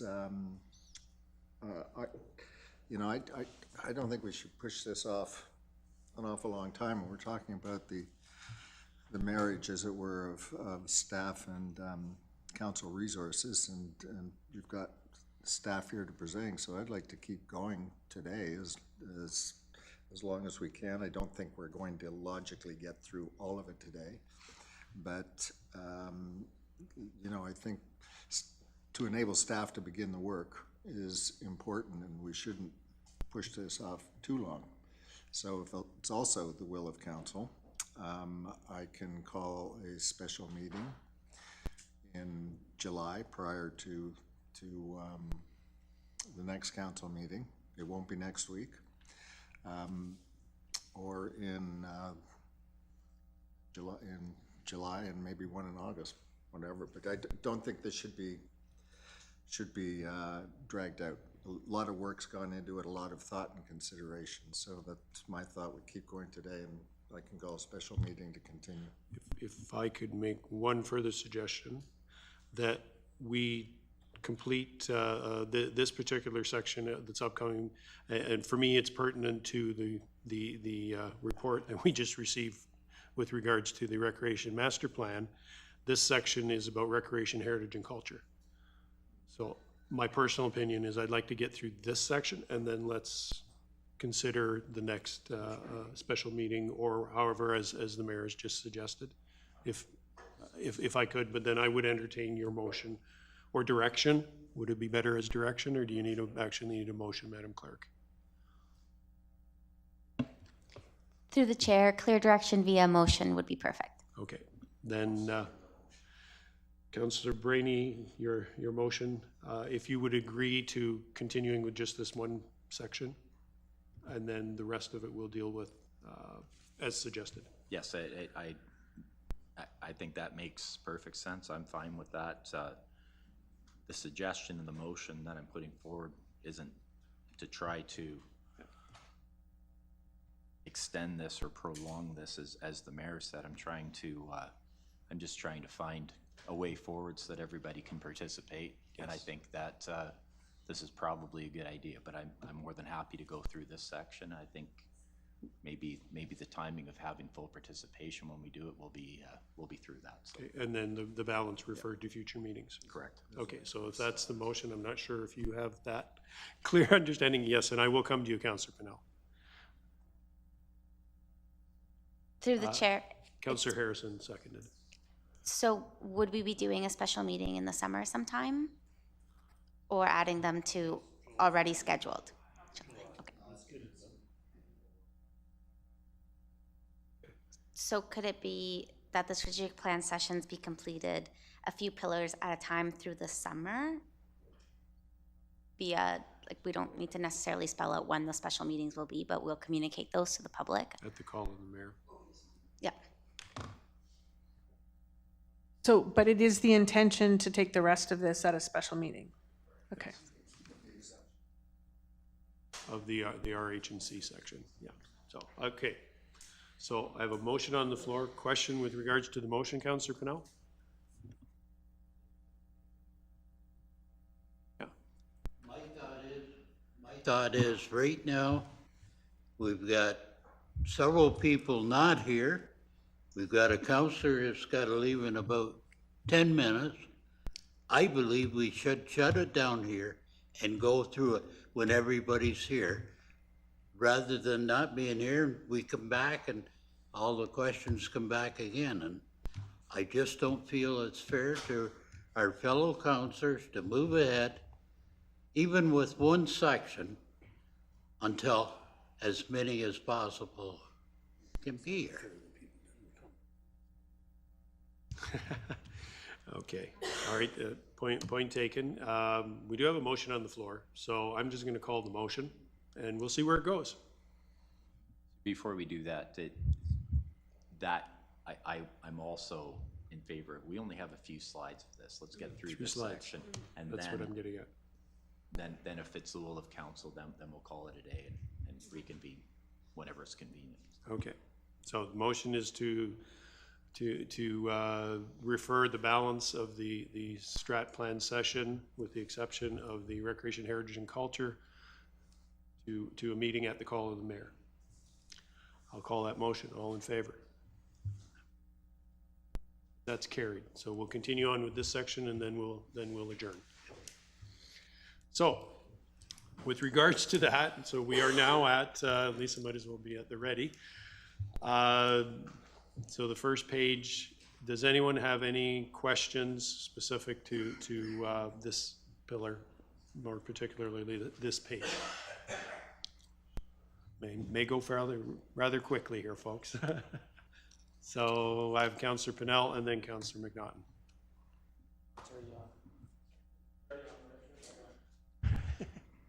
Anyway, my question is, when it comes to recreation, heritage, and culture, I know we got a big concern about heritage buildings, but I look around at the heritage buildings and I feel when we're looking ahead, it's our own buildings that we presently own that need a pile of work to keep them accurate. This building needs repointed, a lot of spots. That was in a budget 4 years ago when I was on, 5 years ago. It was never done. We go to Ameliasburg, we go to Hillier. There's a lot of buildings been around well over a century.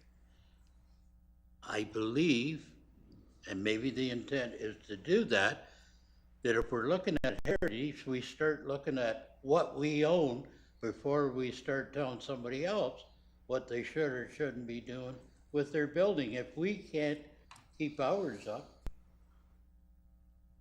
Okay, Madam CAO? Through the chair to Councillor Pennell, I would just say that that is what the next, the very next page is about.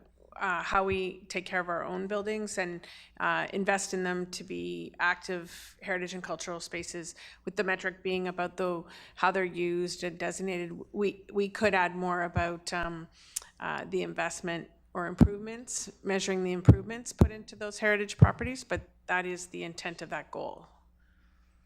And this first page is simply about letting us know the implementation of metrics with regards to yeah, I think we see the first one as being more county-wide, kind of recognizing that heritage isn't just buildings, and how do we identify that and measure that, whereas the second one is more about our own assets.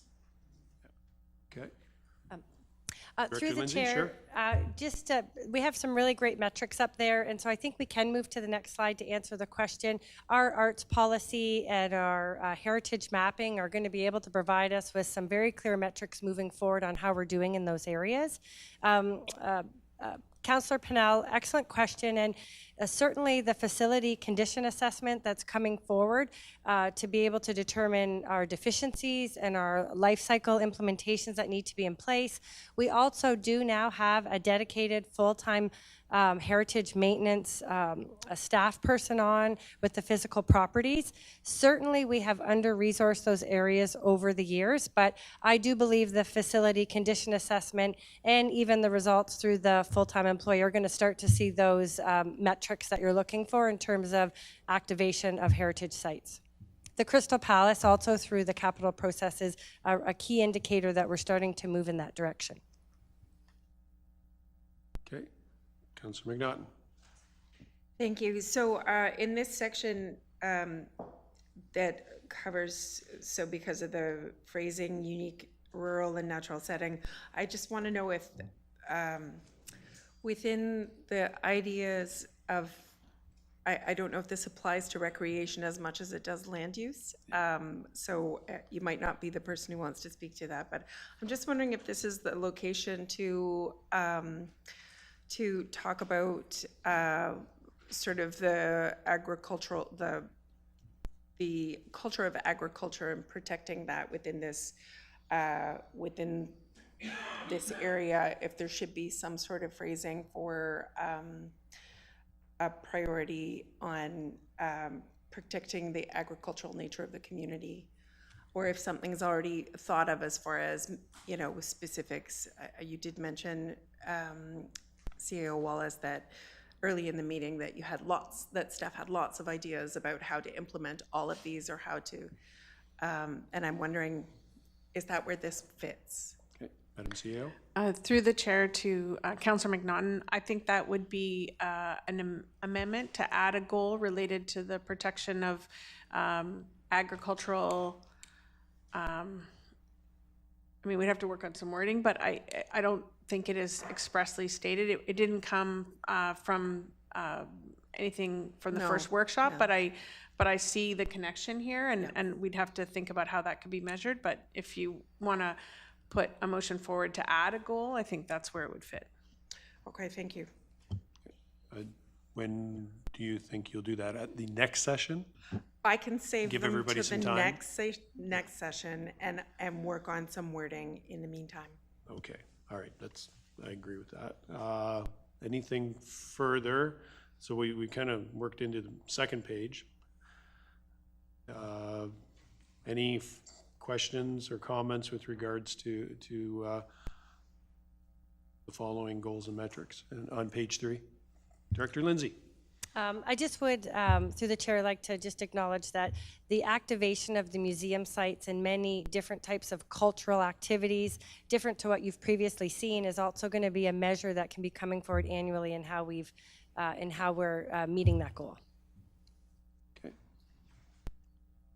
Councillor Branderhorst.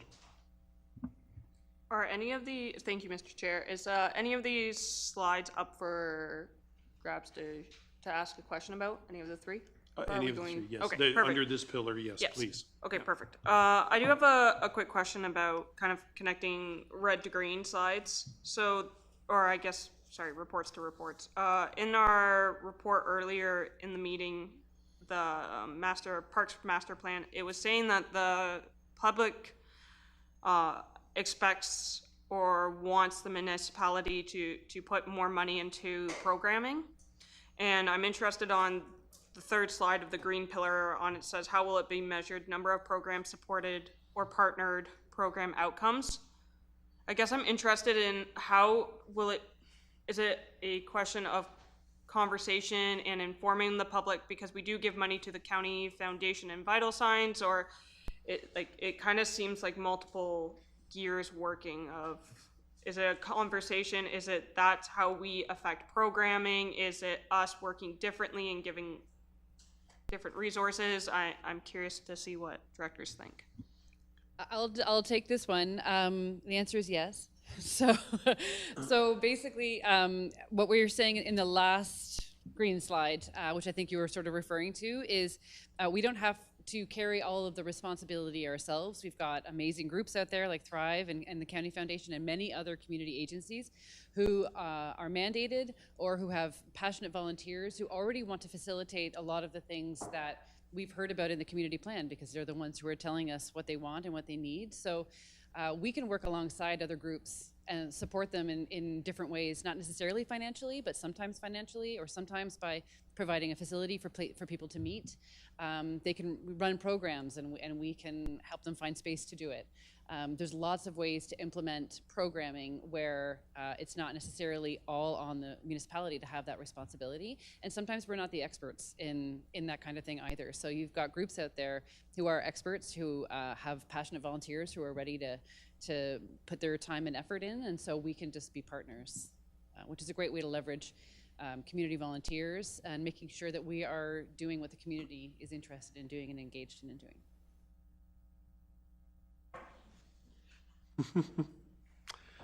Okay, anything further on this pillar? No? Okay, then as was approved by Councillor Brainey's motion, the mayor will call a special meeting to deal with the rest of the strat plan agenda. So at this point, I'd like to thank everybody, and I'm looking for a motion to adjourn. Oh, sorry, Mr. Mayor. Just, I'll put this out there. I'll ask Joy to, mic's on. I'll ask Joy to poll council with some date options, and then we'll set the date. Okay, thank you very much. Before I get that motion to adjourn on the agenda, I'd like to wish everybody a happy Canada Day. Get out, have some fun in our community. It's a great place to live, and we should all enjoy it this weekend. So, could I have oh, I'm sorry, Madam Clerk. There's just a quick motion to receive what we've heard so far. That was on the agenda. Could we just get a motion You'd to like receive? me, like that motion first? Yeah, Okay. So I need a mover with regards to the motion as Councillor Nyman, seconded by Councillor McNaughton. Sure, yes. That the strategic plan update, or it's a Nyman, who's is it? McNaughton. McNaughton motion, that the strategic plan update by Marcia, Wallace, CAO, and the leadership team be received to date upon further. There you go. Good amendment. Okay, Councillor McNaughton. Before we adjourn, and now that staff's all left, oops, missed the chance. I just wanted to say the direction that this is going is really wonderful. And in a number of years of looking at strat plans around Canada and looking at sort of work plans, strategic directions, whenever I could sort of find a good one. I've never seen this direction that really places people and and the land that we inhabit right in the center of a strategic direction forming. And so this is for a rural municipality, I think there's some really wonderful wonderful goals that have been identified by council and staff together. So thank you very much to everyone who's participated. Okay. I think those sentiments are shared by pretty much everybody here. So we have a motion on the floor. I'll call the motion. All in favor? That's just simply the motion to receive. And now I need a motion to adjourn. Councillor Branderhorst and Councillor Harrison. This is a Branderhorst Harrison motion that this meeting now adjourn at 3:31 p.m. All in favor? Opposed? That's carried. Good to see if somebody's opposed.